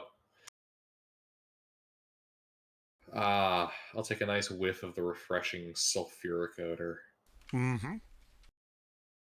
Really clears out the nasal cavity. I just stick a thumb over that to not have the camber reek of sulfur. Too late. Well, Also, there's what like do you this. mean reek. Sulfur smells nice. Yeah, but it smells very different from a jungle, and anything that hunts by scent is going to know exactly where we are if we keep that. Anything that hunts by scent is gonna piss off, because most things that hunt by scent can't stand sulfur.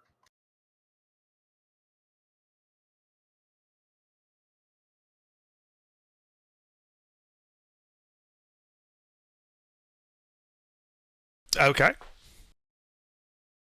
So are you pouring out all this sand, or? No, I'm gonna peel back the long end. Okay. Tilt this at an angle. Okay, yeah. So you kind of peel it back, so you're holding it like a hot dog, and you can just see it looks to be full of sulfur. As you kind of shift it about a little bit, you can actually see what looks to be like a curved object inside of there. Uh-huh. I shall extract the curved object. Mm-hmm. Yeah, it looks like it was packed densely in with the sulfur. So if you hadn't nicked the corner and if you shook it, it wouldn't have moved. But as you get in and kind of brush the sulfur off of it, there's a little sproing as this dark metallic foil kind of springs out a bit, and you realize that there is embossed writing on one face of it. Oh?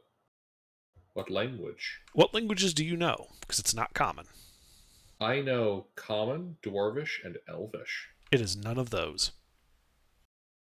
Alright, someone Celestial. with less useful languages. Celestial, Ignin, Abyssal, Sylvan, Infernal. Ah. Well, River, you see it, and you can tell that is definitely infernal writing on it. Oh no, infernal writing on a box filled with sulfur. Who could have foreseen this? What devil are we summoning with this? What do you read? Do you look at it, River, to figure out what it says, or? Yeah, I'll read it. Okay. Just not out loud. As you read it, you realize that you weren't far off from your little joke. But this is not an infernal contract. You don't have to worry about that. It is, however, a spell scroll of infernal calling, written in infernal on a piece of adamantine foil.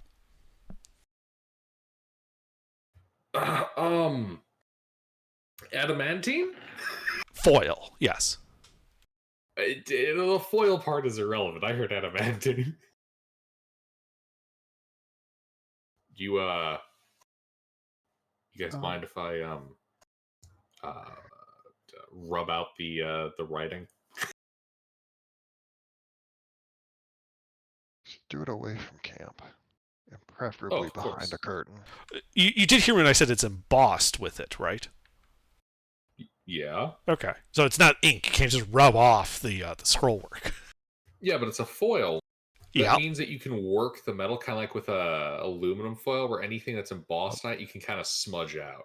Sure.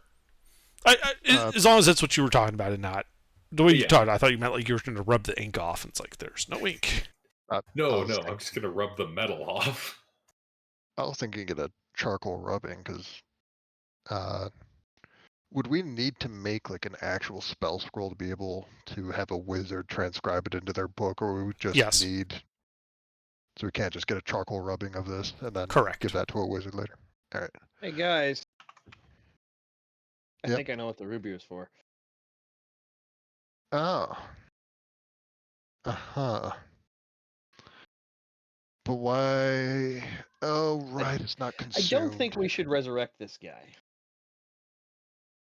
Why the fuck would you have wanted to resurrect him? River did.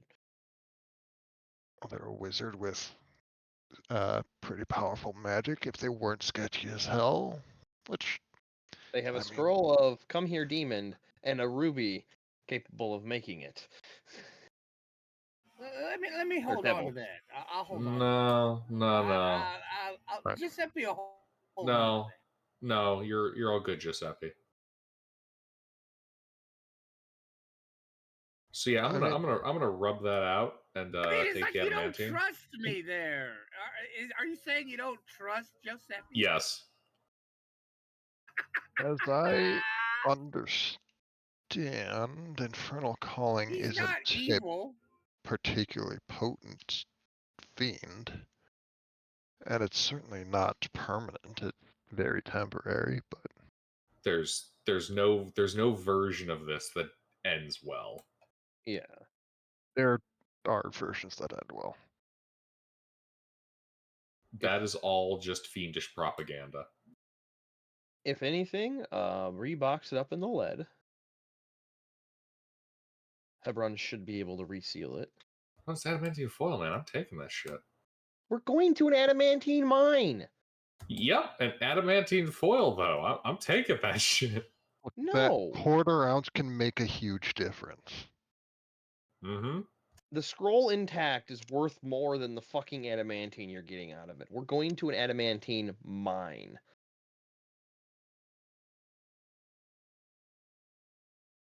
You're retarded if you think that small fraction of adamantine is worth more than the scroll intact. How much adamantine is this?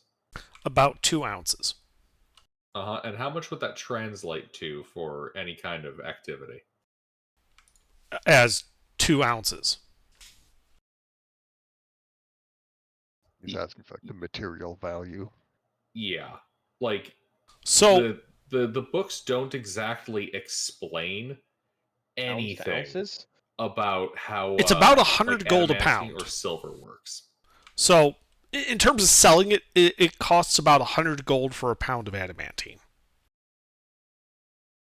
We have an eighth of a pound, so this would be about 12 gold, 5 silver. Yeah.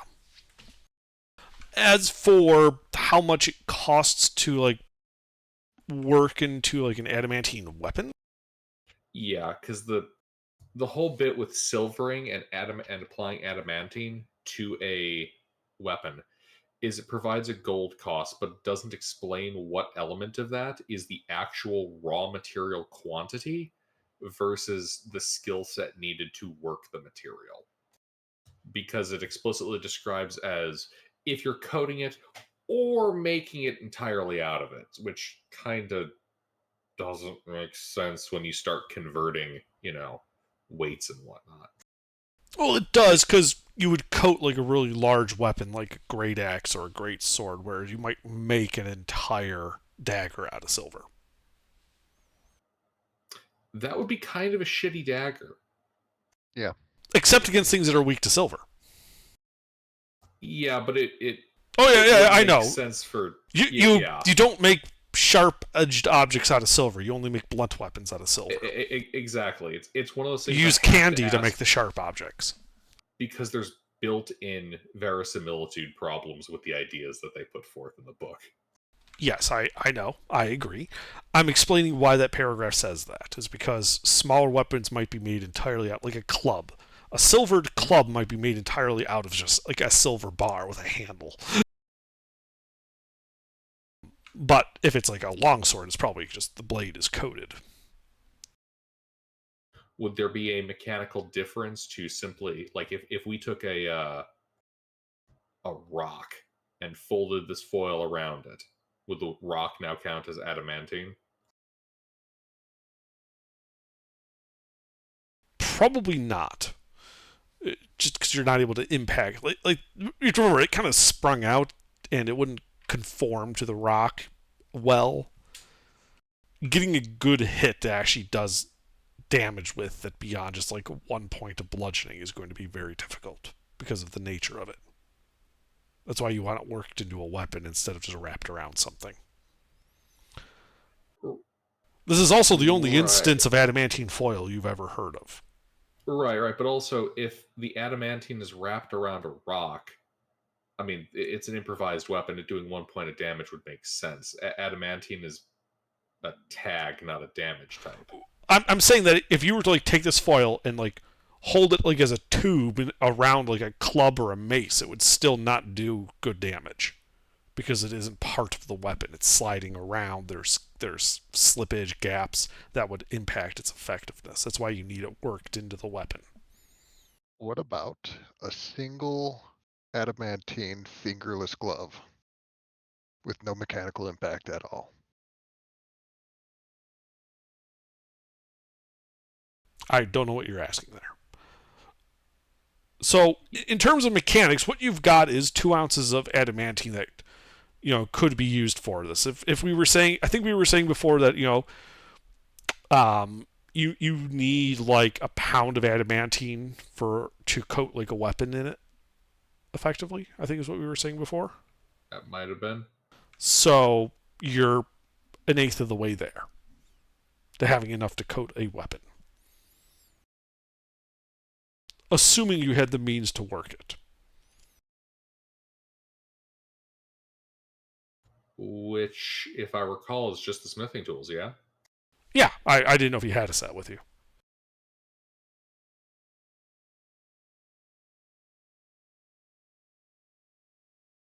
Point is, it's hard enough to work that without dedicated smithing tools. You can't just improvise this shit. Right. But with dedicated smithing tools, this is enough adamantine to apply the adamantine property to potential items. No, I'm saying it's not. You're an eighth Depending of the on way the to being size. able to do that. Like making an You need adamantine a pound for bullet any weapon. You would need take an a full adamant- pound, Yes. even with the ammo types. It takes a third of a pound to make a piece of ammunition adamantine, because 1 pound makes 3. All right. So once again, I stand by, put it back in Yes, the lead. yes, Ruffles. Okay. Or you could, cast it. We'll think on that. No. I mean, like, they are the least useful of the summonings because they're not particularly strong and they're not There particularly. are no useful summonings. I mean, Fae and Celestials can be useful. Woodland creatures, elementals. At the spell levels that they call it, the summoning spells are like the most worthless things WotC's ever produced in the spells schools. There's something to get in the way. They take up space, and I mean, we don't have a very large front line.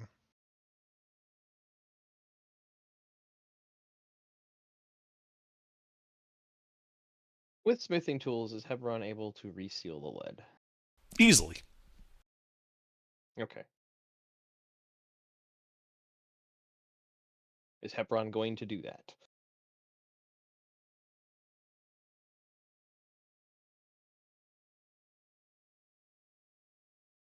I got no idea. Is that what we want to do with it?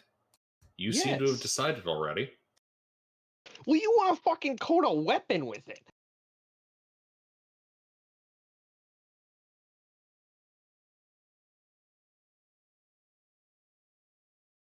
I mean, I wanted a fingerless glove to look cool.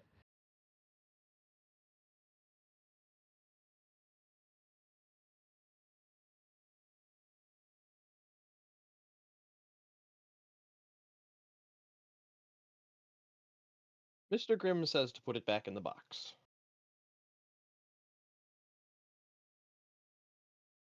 And then we put it back in the box.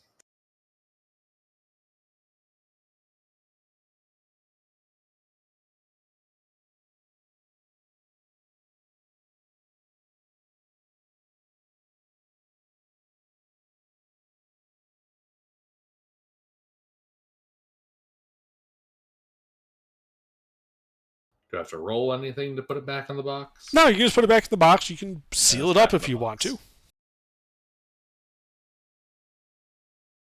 Then we do so. Okay, yeah. So you've now got this partially filled lead box that you know contains an adamantine scroll of infernal calling and some sulfur.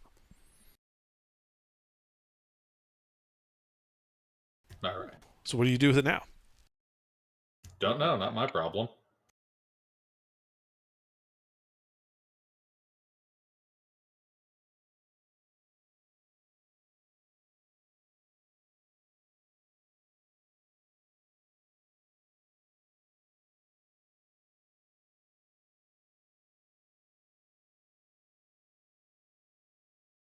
I put it in my back.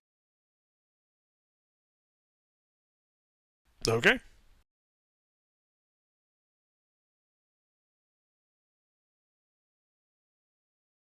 You put it in your pack. Do you guys do anything else today? I finished the, I believe this is the 4th day.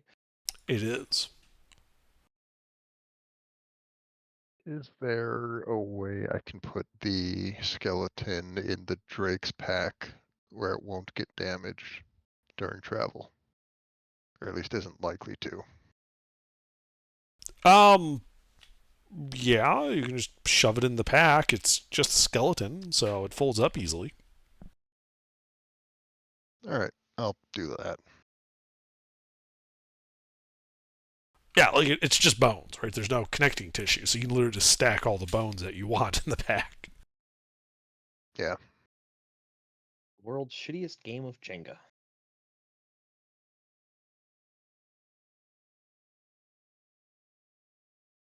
Probably is if you're playing it backwards.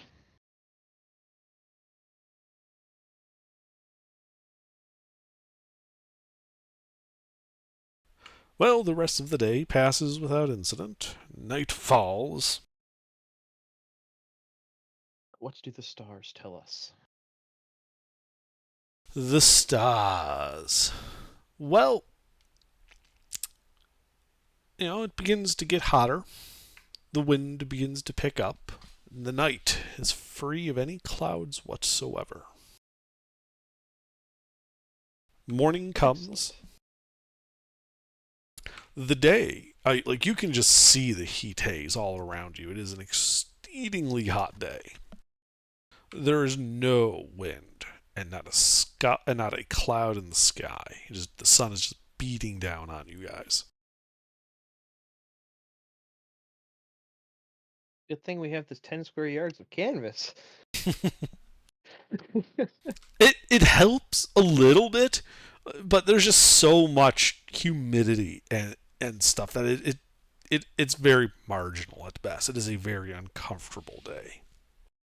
Beach episode, I'm hanging out in the water.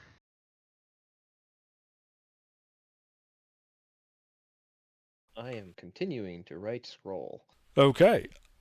I will, however, need from Grim a 3 of the concentration checks as you do so, because the day is so exceedingly hostile to being able to concentrate.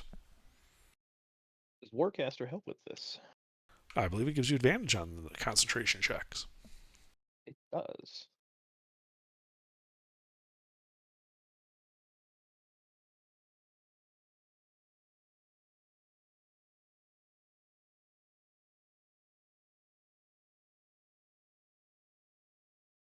Okay, yeah, you are able, though just barely towards the middle of the day, able to, work through it, even as, bits of stuff, it gets hot. It's like, easily like 110 here and like 99% humidity.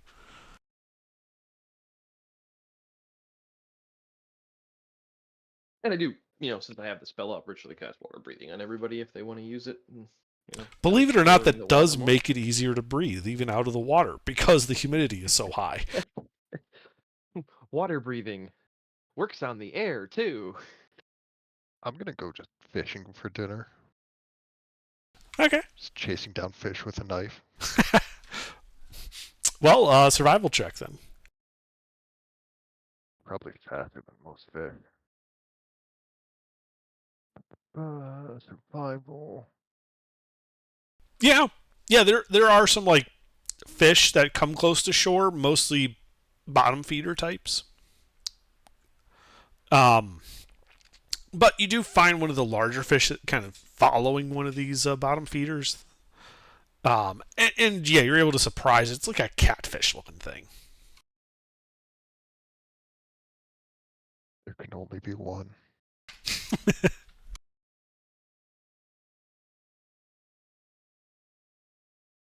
There's River coming back to shore. I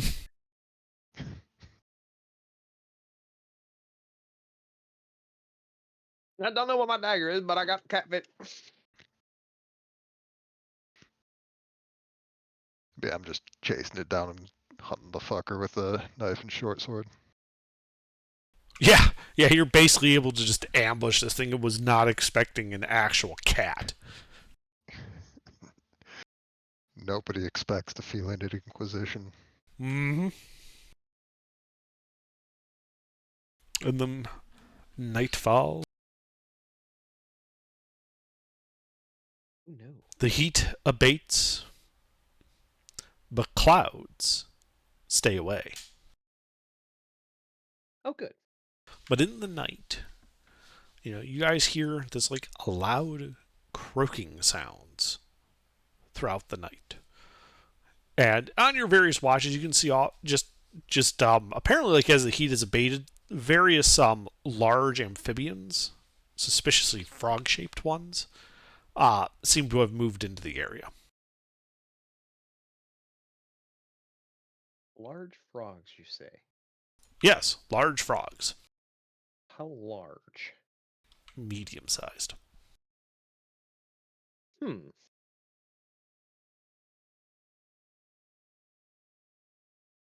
But all night, because these are big frogs, you just hear like this constant just the whole night. Oh, it's the squeak squeak all over again.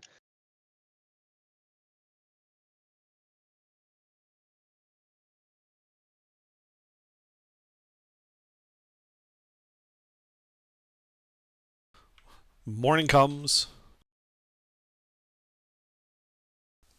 Yeah, and there are just there's maybe a dozen frogs in the area. These giant frogs. Are they inland? More or less. They don't come right out on the coast, but they're close enough you can see about a dozen of them. Uh, Would these things be likely to attack something that is our sized if it was alone? Like, would it be safe for me to go out fishing again? Or Make a nature check. nature check. 23. So, yes and no. If they're hungry and a creature like walks in front of them, they will try to eat it. Typically, if you're not small or smaller in terms of creature size, you don't have to worry about them like eating you in a single bite. But they have been known to kill careless people. You know, just because it can't bite you whole doesn't mean that it can't shove your head in its mouth and prevent you from breathing.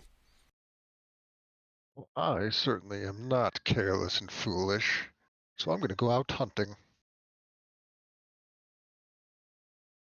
Okay. Fishing. Because it worked last time. Sure. Yeah. Make a survival check as you start fishing. And what's your passive perception? 16. Okay. 18 on survival. Mm-hmm. So you're fishing, getting another one of those catfish. Tasted good last night, at least. And you do notice that the frogs do seem to be moving about to, kind of like cut you off from the rest of the party in camp.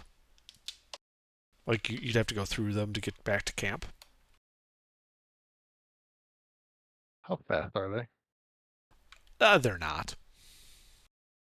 I just go around them, or are they like encircling the camp? They're not encircling the camp, but it's like you kind of went like a little bit offshore, and they kind of were forming like a group between you and the camp. So you can go around them, and while they'll try to move to intercept, you are much faster than them. Yeah, I'll go ahead and do that. Okay.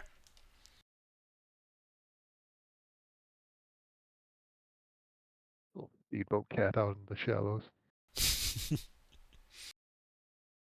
But other than the frogs, the day passes without incident. Ooh, is frog? Do these giant frogs taste any good? You've never had one. Them too. What do you guys think? Want to try frog? I'm game.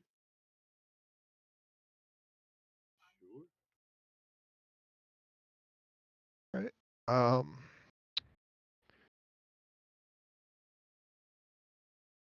Fuck it. Let's pick one off. Okay. Well, there's a dozen of them, and they're about at this point 30 feet from camp. Are any like at all isolated, or are they moving as a big pack? They're more or less moving as like a big pack. All right, then. Oh, which one is it? Ooh, this might actually help. How many can fit in a 20-foot cube?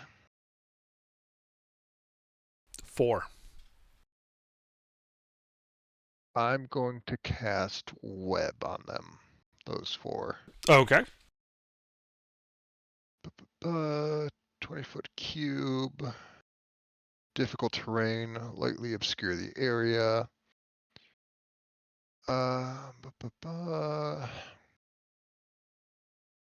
Creature that starts its turn in the web or enters them during its turn must make a dexterity saving throw. Yeah, so when they start turning it, they'll have to make that save, and I think at this point we're rolling initiative against the frog. Hooray, antagonizing local wildlife. Oh, wow. Nobody's rolling good here. Well, I already blew my double nat 20.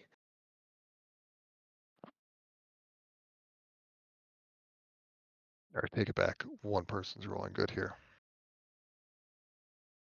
Oh, Gilbert hasn't rolled yet. Yeah, but it's Gilbert. It's Gilbert here. Mr. Gilbert. Or is he off sneaking a use of that spell scroll?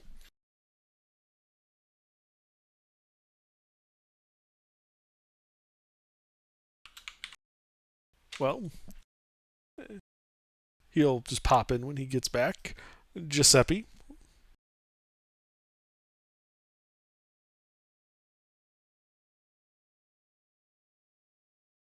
Mister, Say again. it's your turn. All right. How far is the frog? The closest bit of them, like bunch of them, because there's 12 of them. The closest ones are like 30 feet away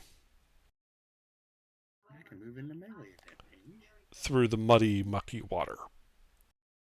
I can shoot from that range. I'm not going to. So I can shoot from there. So I'm going to shoot at the group of them. Okay. Are you aiming for one of the 4 in the web, or the others that are not? Who cast web? We did, right? I did. Yes. Yeah. Well, If the then frogs one cast of the web, ones- I would be concerned if they're actually It's frogs. It could be a big spider. You never know. Ooh, spider frogs. I Spider know, frog. right? Does Oh, whatever a spider frog Spider does. frog does. We're giving under horrible ideas. Mhm. Anyway, so I'm gonna shoot one of the ones in the web. Okay, roll to hit. I would have advantage, right? Or no? No, because they don't get affected by web till the start of their turn. Oh, okay.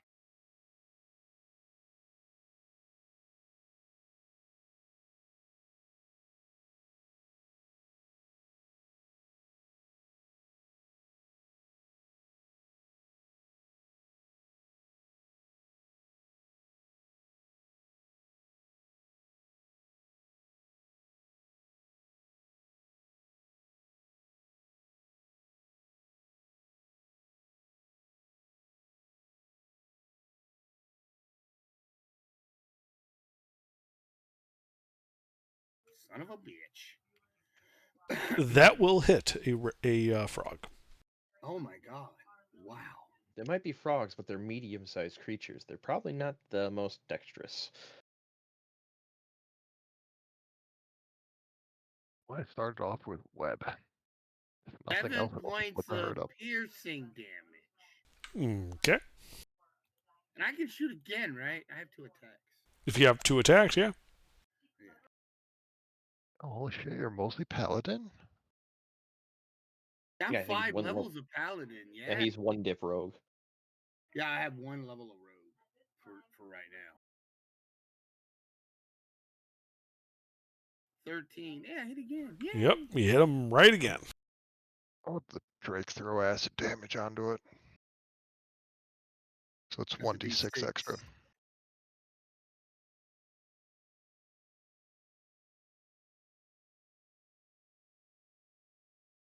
Add I forgot to add my 5. Add 5 to that. That's Okay. 13. You're shooting the same one, right? Yes. Alright. Oh, that one is bloodied. These frogs are chunkier than the fucking wasps. They are. All right. Well, it makes sense. The frogs probably eat the wasps. They do. Done. I was gonna say, yeah, good point, good point. I am done. Alright, River.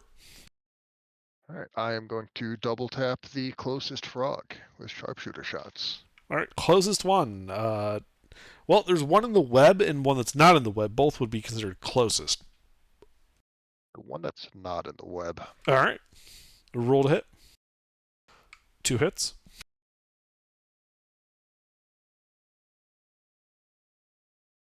.41 non-magical piercing.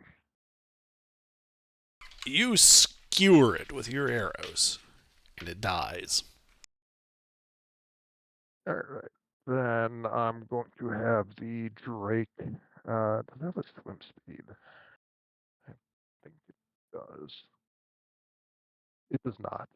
I'm going to have the Drake be as close as it can to the frogs without jumping into the deep water. Okay. And it's going to take the dodge action. Okay, so it basically doesn't move. Yeah, basically. I'm just trying to make it be a more tempting target than the rest of the party since it's already small. Welcome back. All right, Robert. there you go. We're getting frog legs for dinner. Huh. Okay, that makes more Frog sense legs than the and catfish. megafauna. Giant I mean, it is frogs. Sorry. megafauna. Stepped away to refill my water bottle and had to, replace the entire jug. No worries. We're fighting a herd of a dozen frogs that are the size of people. I consider that megafauna. I thought that when I saw that in the PMs, I'm like, oh fuck, a T-Rex? No, not out in the swamp. It doesn't tend I'll to just go take here. a little extra time on the water refill. All right. All right, Grim.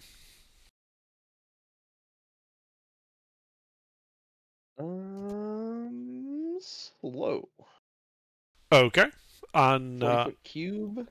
How many can I get? 40 by 40. If I turn it at an angle to get more of them, I will. Yeah, you could probably get 6 of them. The only 3 of those would be ones in the web. Could I target ones that are not in the web? 120-foot range. Yes, but then you'd only get 4. Just the way they're spread out. Yeah, then we'll target the 6. Yeah. The web is where it is because that was the one where you could get a web and hit 4. It was the dense area.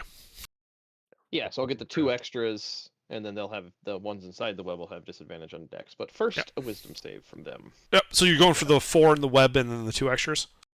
Correct, 6 total. Unfortunately, we're both throwing AoE control at the target dense area. I don't have AoE damage. Like, that's the only thing that sucks about Cleric is you don't get AoE damage for range. Spirit Guardian? Oh, yeah. Range. Yeah, I can't throw damage out. 19 and 20 pass. Okay. And the others are slow. So we got slow. Bloodied one is slow. That guy passed. Slow. That guy passed. Slow. Slow. Alright. Yep. The only thing that I think matters is the -2 dex for now, or -2 to dex saves for now. And their AC, but yeah. Well, it might matter. Yeah, for their turn. Anything else? No. All right. Well, at the start of their turn, I believe 4 of them have to make dex saves against web. Indubitably. What is my DC? 1 succeeds. 14 is the DC. Okay. So the second fast one is still not held, and the others are. Is it grappled or restrained? I believe it is restrained. I will double check. Okay. Web. I'll save or restrained. Okay. Then it is also difficult terrain regardless of restrained. Right. Well, the 3 that are restrained are going to just make their action the strength check to try to tear themselves out of the web. I believe they all succeed. That they do. Let's see. The 2 fast ones are going to just hop out of the web. It's only 20 feet, right? 20-foot cube, yes. Yeah. So, yeah, they're both able to get out, even with difficult terrain. They aren't able to get to the camp as a result of that. The slow ones are still within the web, because they use their actions to break free. They can't dash. So they're difficult terrain and at half speed, so they can only go like 7 feet. Yikes. Yep. Sucks for them.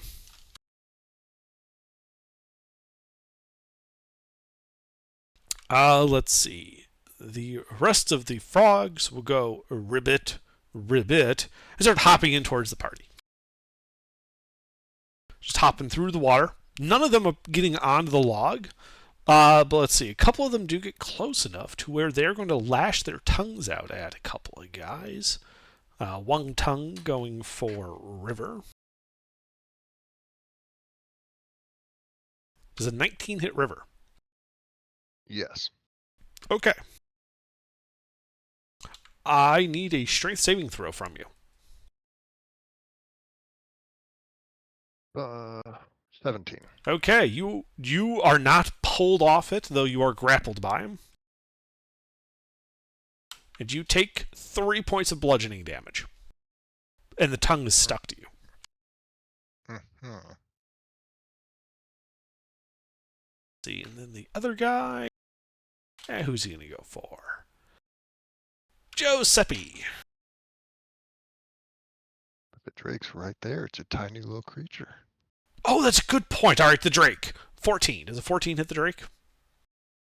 The Drake No, is dodging. the Drake is also dodging. 12. Does a 12 hit the Drake? Even more, no. Okay. All right. But yeah, those guys are like, like just at the base of the log. Basically, the farthest ones away are only like 10 feet away now. Like they're getting like they just haven't hopped up onto the camp, but they're all like in the water, like right in front of your camp. That is it for them, I believe. Giuseppe.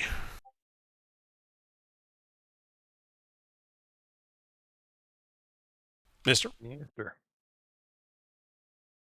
Yeah, I'm here. What's up? your turn. What do you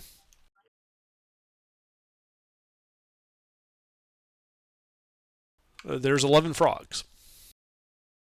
One of them is bloodied. In melee with us? No. They're No. down in the water looking up at you guys. Two of them had lashed out their tongues and... Say again? It's like shooting fish in a barrel then, right? Okay. One's grappling me, and another is trying to eat the Drake. It's tongue, like a tongue lashed out and stuck to River and tried to pull him off your camp log into the water with the frogs. Oh well, I'm gonna shoot the one that's got River then. Okay. Roll to hit then. Out of curiosity, as it is now, since most of it's not within 5 feet, if I understand right, is it still interfering with ranged attacks, like to give a disadvantage? How far did you say the frog is? So it's technically 15 linear feet because it's down 10 over 5. Okay. Remember, you guys are elevated 10 feet up. Yeah. But I was just wondering if I could hit it with my whip from here. That one, you'd have to move over to where River is, but then you could. From your current position, no. Then that's what I'm gonna do. I'm gonna move over to where River is and hit it. That way I can smite. Okay, yeah. Then you would be close enough because your whip is about the same length as his tongue. Yeah. Oh, real quick. Under, did you make their whiz save for That's slow? what I just did. Does a 17 pass? 17 is my DC, so that Okay, one's not yeah. slow. So that one's not slowed. Gotcha. That's the bloodied one. All right, Giuseppe, that hits twice. Is this one fresh or Yeah. wounded? Oh, it's fresh? It's fresh.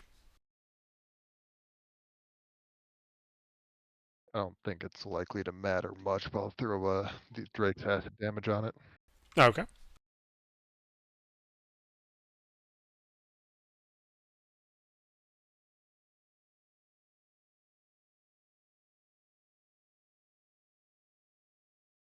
Acid damage, you said? Alright. An extra 1d6, yes. It's only for one hit.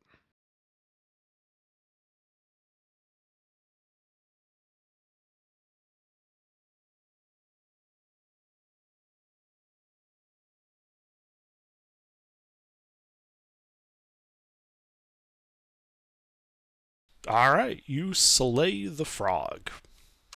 Slashing and radiant damage. Indeed. Okay, it's dead. It is dead. And I am done. All right, Heberon. Oh, River, you're no longer grappled. No. Well, he's grappled. There's just no frog attached to it. Heberon. I stab whatever's there. Well, nothing's in melee with you guys. You're up on your log, 10 feet above the swamp water. There's these, now 10 frogs down below you, kind of looking up at you, and a couple of them had lashed out with their tongues last turn, but those are the only two that were able to get in range on their turn. Okay, I jump down, stab one in the head. Roll to hit. Are you going for like that spiky Goomba stomp on them? Oh yeah. All right.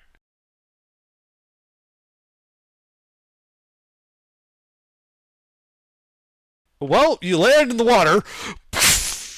Gilbert, have you tried rolling larger numbers? And, Yeah, I spent all of them on skill checks. for a moment, you guys don't see him anywhere. And then he just stands up from the water, like having to struggle to unpull his sword out from the silt he buried it up to the hilt in, right next to this frog. And it just looks at you, Hebron, and goes, ribbit, ribbit. Actually, I think it's pronounced Ribbit.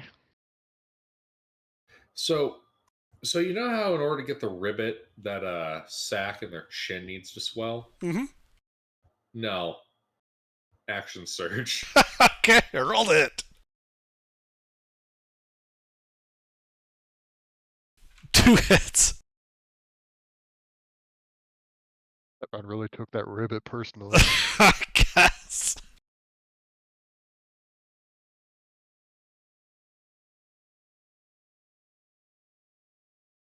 All right, yeah. So yeah, it like begins to inflate to ribbit at you again, and you just like tear the little sack out, and then just like stab with that second attack your sword deep in there. So it starts to go ribbit, and then it just kind of goes and just dies on your sword.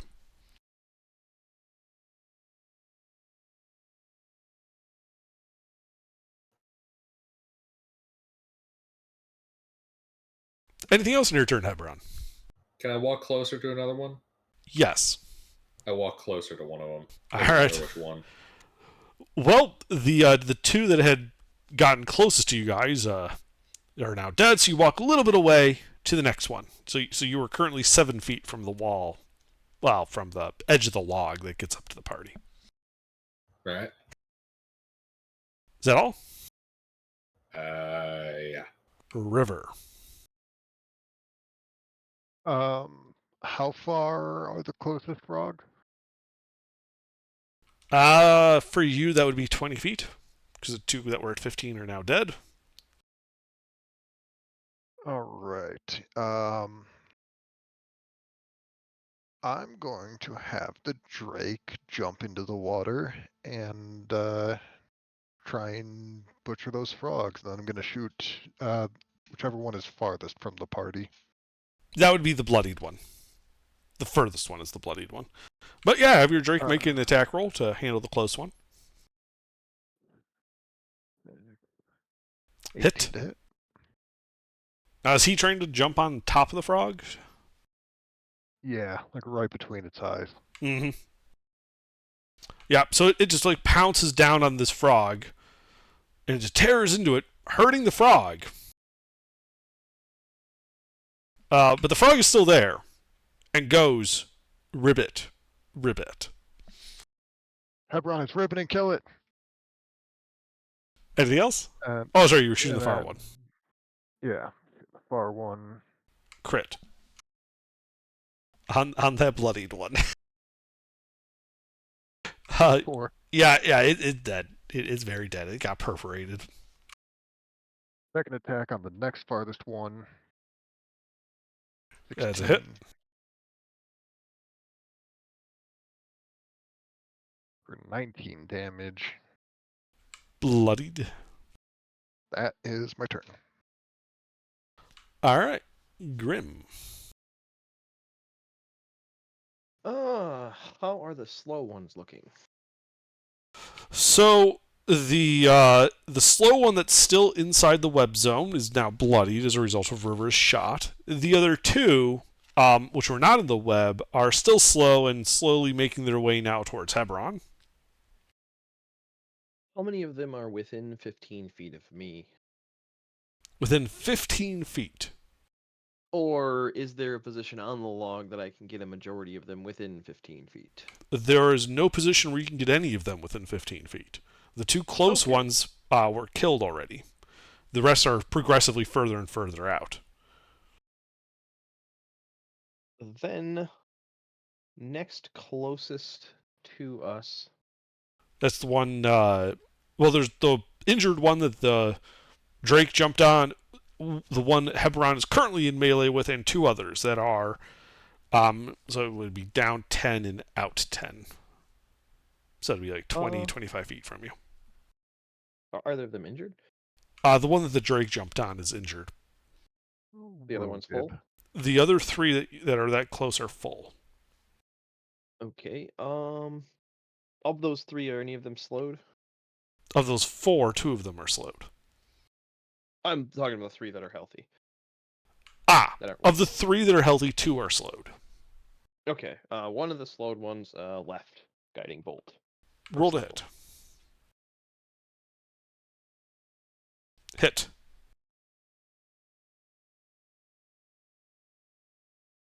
9 radiant, and it's glowy. It is glowing, and it just sort of looks at you and goes, "Ribbit, ribbit." Anything else? Did the radiant do nothing to it? No, it took all 9 points of damage. It got hurt. Oh, okay. You just said, well, it's glowing, and it just looks at you and goes ribbit. I'm like, wait. Before that, I said Immune it's to hurt. radiant? That would be a trick, right? They're The worst infernal radiant frogs. product. They want their scroll back. But yeah, that's all I do. All right. The frogs. Well, that frog. What size category is the Drake? Small. Okay, he's going to try and bite him. Does a 16 hit the Drake? No. Okay, it missed. Let's see. There's the one in melee with Hebron who's going to try and bite you. Drake is just lawn darted between its eyes where it can't reach. Uh-huh. Does a 20 hit Hebron? No, we're paused. Okay. Roll to hit. Hit.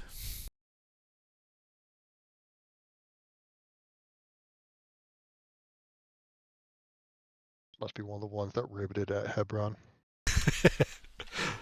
All right.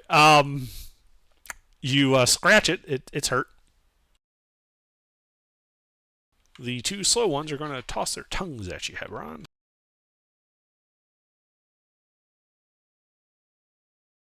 Are the two slow ones still in the web? These two are not. Okay. These were the two that weren't in the web at all. Okay. Okay, then we got this guy who's going to hop forward, and he's going to throw a tongue out at somebody on the log still. Grim. Does an 8 hit you? An 8. Yeah. Let me carry the 1. Round that down. No, that blatantly misses me. Okay. Yeah, he just completely whiffs. All right, then we got the slow one in the web, At the start of its turn, it makes Yep. another. and it gets restrained and uses its action to try and break free. I think it's stuck. It is stuck. DC Yeah, is 14. Yeah, it can't do shit. The other two are going to, let's see, they're going to hop forward. And one at Giuseppe. And one at Grim. Both missing wildly. That patch of leaves above my head looks Hey. suspiciously like a head. Mm-hmm. All right, Giuseppe. Yay. The one that just tried to hit me, Mm-hmm. I think I'm gonna reach out and touch him. Yeah, you got your whip.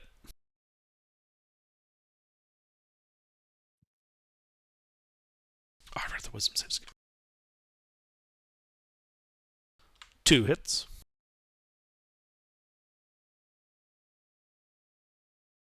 Oh, another one's not slow. Yeah, the one that's stuck in the web.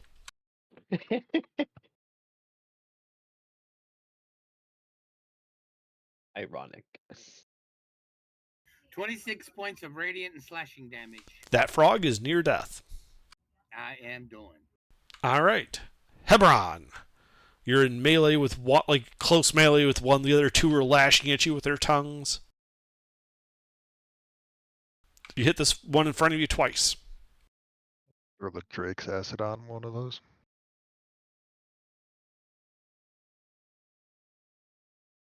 585. All right, this frog is near death as it looks at you and goes, "Ribbit." And they just don't like you, bro.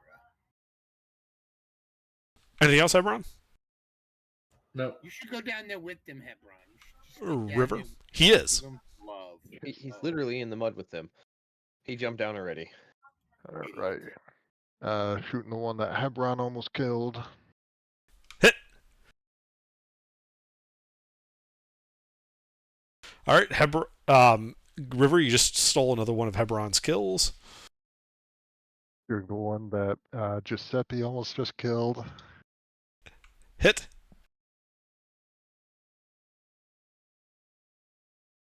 Another kill steal. And then the Drake is gonna continue gnawing on this other one's forehead. Hit.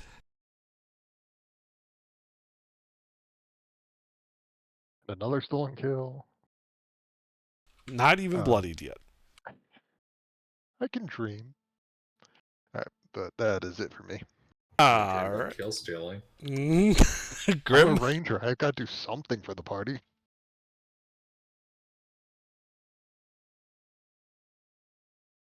Save the theft for the rogue. I am the closest we have to a rogue. Grim. Yeah. I will, that one that I hit with Guiding Bolt, has somebody hit that already? No. That was the 9. No one shot that one. Still Okay. glowing. Well, I shoot it with another Guiding Bolt. I rolled a hit with advantage then. Hit. Just stack Guiding Bolts on it. 13 more Radiant. Near death. Excellent. Target acquired. Anything else, Grim? Hang on, is that fucking RVB?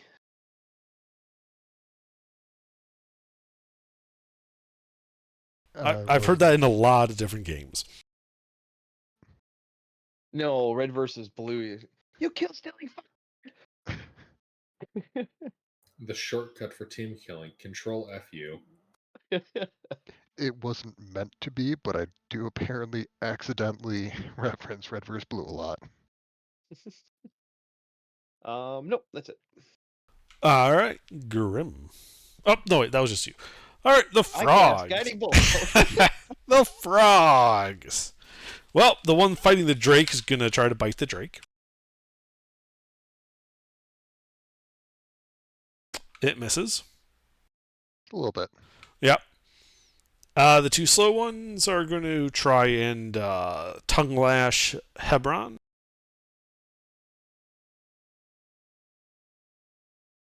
Does a 22 hit Hebron? Yes. Okay. So you take 2 points of bludgeoning damage I take none. and a strength saving throw, please. Chomps on armor, does nothing.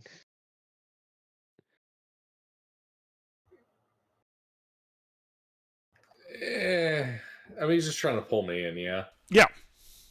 Saves me the trouble of walking. So you just go with it? Yeah.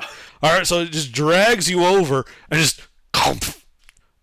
your head is now in its mouth, but it isn't able to swallow you because you're too big. It's latched onto your helmet. Just out of curiosity, that 5 there, was that from the same guy? No, that was the other one. There were two that were shooting, but he's not within 5 feet of you. Their tongue is longer than 5 feet. Well, you know, if that 5 was the one that got me, it'd be kind of funny. You know, Clomp bites on head, already a sword in its gut. That would be funny. No, the clomping on your head is you're just technically grappled, restrained, and can't breathe. Not that it's going to matter because in like one round you're just going to gut this thing. Oh yeah. The reverse get over here. Mm-hmm. Let's see. Then you got that guy, Yes. and he's going to tongue lash out at Grim from down in front. Misses. Let's see. Then we got those two. That one actually going to turn and try to tongue lash the Drake. Does a 15 hit the Drake? No. All right. And that last one. It goes for Grim, too. Grim just looks tasty. Well, they all fucking suck. Yeah, they do. Let's see, last guy. He's in the web. He's already stuck by the web, so he can't do anything at the start of his turn. He uses his action to try to break free. He fails and is stuck fast.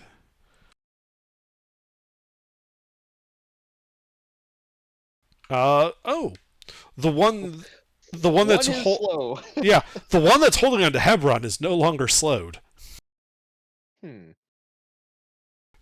As Hebron, you hear all around you.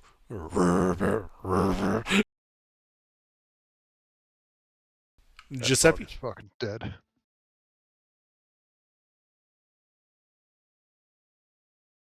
It is Giuseppe's time to kill some frogs. All right. The one holding Hebron, can I hit it? It is about 30 feet from you. Yeah, so I'd have to shoot it with a bow instead, right? Yes. There's also There are three. There are 3 of them that have been throwing their tongues out at Grim, and if you were to move over to where Grim is, you could hit one of them with your whip. Oh yeah, I'll do that then. Okay. Sorry, 2 of them, not 3. 2. But yeah. Son of a bitch. You miss both of them. I missed both of them. All right. Well, Hellfire, I'm done. All right, Hebron. That's so stupid. All right, Hebron, you've been riveted at. Kill it.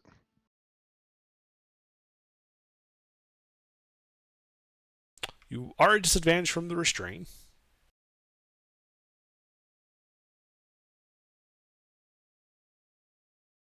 You better kill this thing. Well, we'll just keep the formatting. So I guess. Yeah. First roll.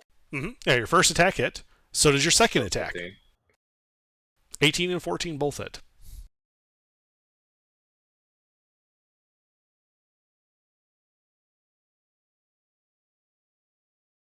All right. Yeah, you just start stabbing into this frog that's holding you by your head. You guys can see that it's bloodied. Anything else? No. River. I'm going to shoot the frog that Hebron just bloodied. Okay. And do what I do best. Hit. Here comes the kill steal. Yep. Another perfectly delivered death. Well, you're no longer grappled and restrained, Hebron, as the frog falls off your head. Dead. Is there another frog within, 10 feet of the one that the Drake is lawn darted in? Yes. Wonderful. I'm going to shoot the one that's lawn darted. Okay. Hit.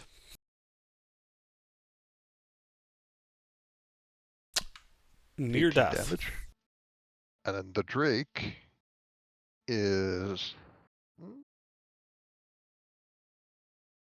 Okay, the Drake's gonna jump onto the next one.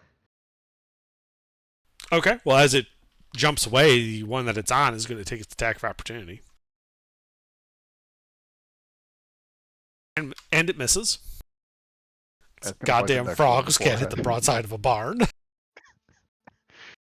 gonna bite the next frog in the forehead. With a nat 20. Crit. Lunchtime, I guess. For 6 damage. Alright, minor injuries dealt. But lots and lots of embarrassment. Broken egos that really matter, not the frogs have a sense of pride. Mm-hmm. It makes sad ribbiting noises. Ribbit, Good. ribbit. Good. That's it for me. Alright, Grim. How many are left up? Total 4, 6. How far apart are they?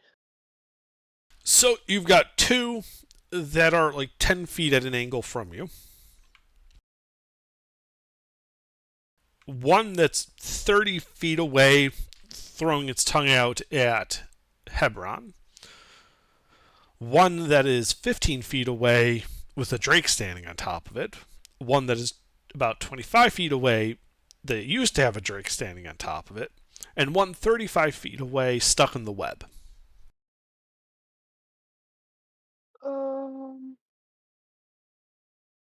The one that I hit with guiding bolt. That is the 30-foot away one that was throwing its tongue at Giuseppe. Still glowing. That one's pretty fucked up. Yes. It is near death. All right.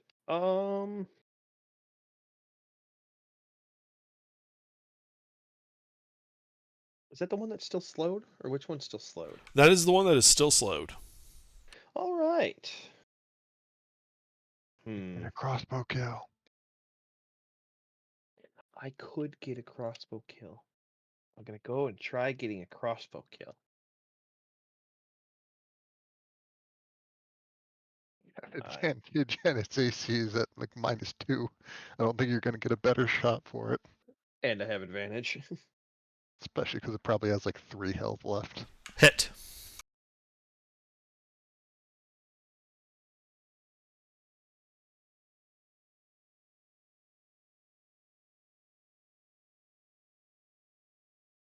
It dies. Grim cheers. First and last time, Mr. Grimm got a kill with a mundane weapon. And then I guess we'll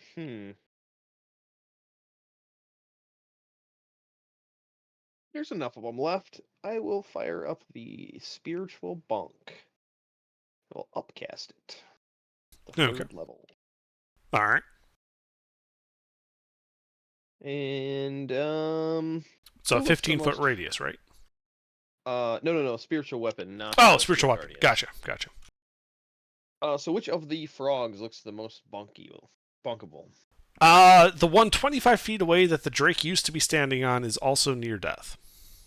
All right, I bonk. Roll to hit.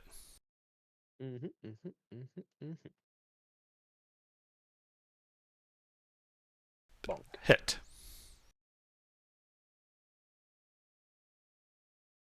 Bonk. Dead.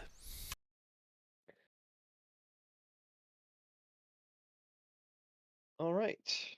Yep, summon. That's it for me. Okay. Well.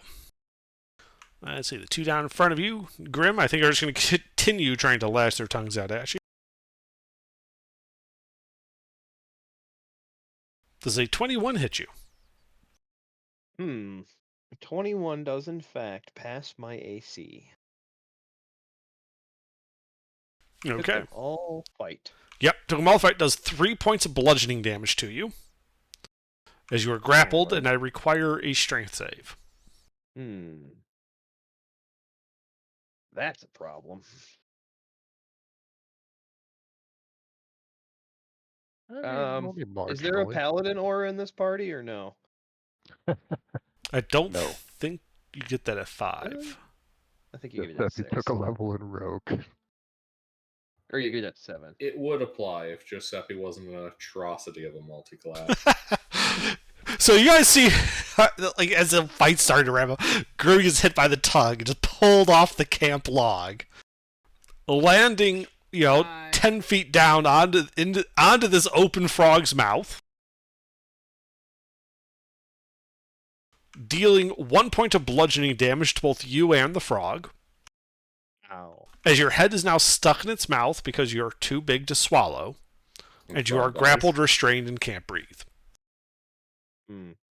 That's fine. Yeah. I have decent con. The other one, its target now gone, is instead going to shoot at Giuseppe with its tongue. Does a 15 hit Giuseppe? Because I don't think it does. No, it doesn't. All right. Let's see. The one with the drake on its head is going to try to bite him. Nope. Nope. Then the one stuck in the web is going to try and break free. No. Also, nope. Oh, I didn't tell you this, but Grim, your slow is finished. All the slow ones are dead. Oh, good to know. Sorry, I didn't mention it earlier. All right, Giuseppe.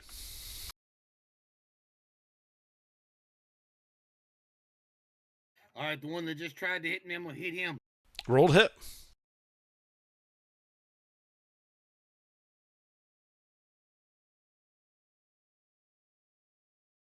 Two hits. Is the Drake within 30 feet for the acid damage? Yes. Drake will throw an acid damage on one of these.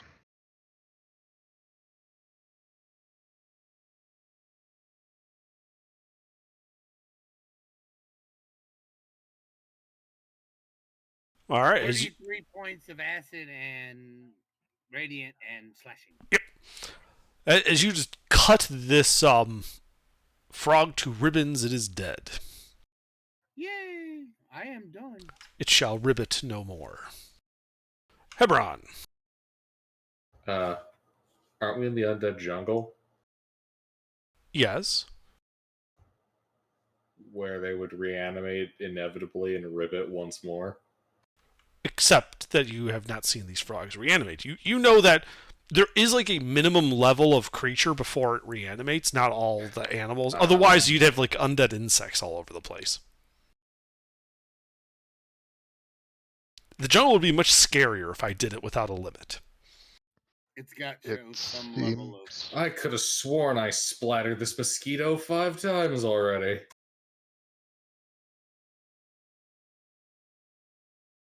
it seems like beasts are mostly unaffected by it. Except for like larger, more intelligent beasts. These guys are bigger, but they're not bright. They don't possess a minimum mind to be reanimated. I think the technical threshold is what would be really fucking cool. A T-Rex would be cool. A frog wouldn't be. Mm-hmm. T-Rexes are also smart, though, relatively speaking, compared to a frog. 2 hits? Yes, 2 hits. Sorry. Oh, which one were you going for? The one fighting the Drake, or the one that's holding Grim, or the one that is stuck in the web? Which one is River looking at right now? All of them. Okay, the one that the Drake is mauling. I'm gonna steal that kill. Okay, that's 2 hits.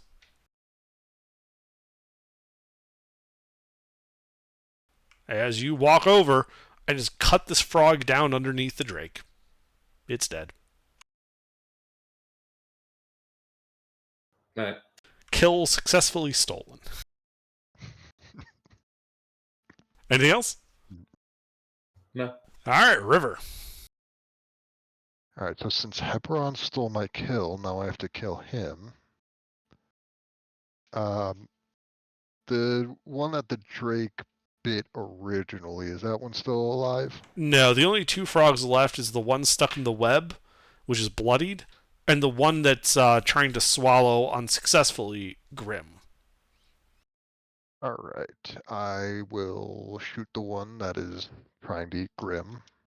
Roll to hit. Hit.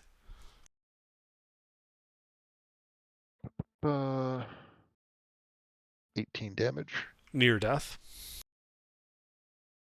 Fuck it, I'll shoot the one that's... actually... Yeah, Grim will be fine. I'm gonna shoot the one that's in the web. You have advantage.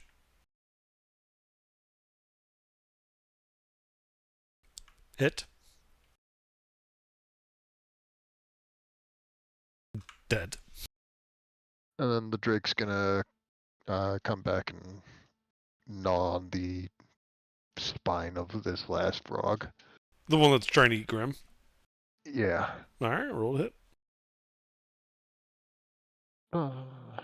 Hit. 16. 8.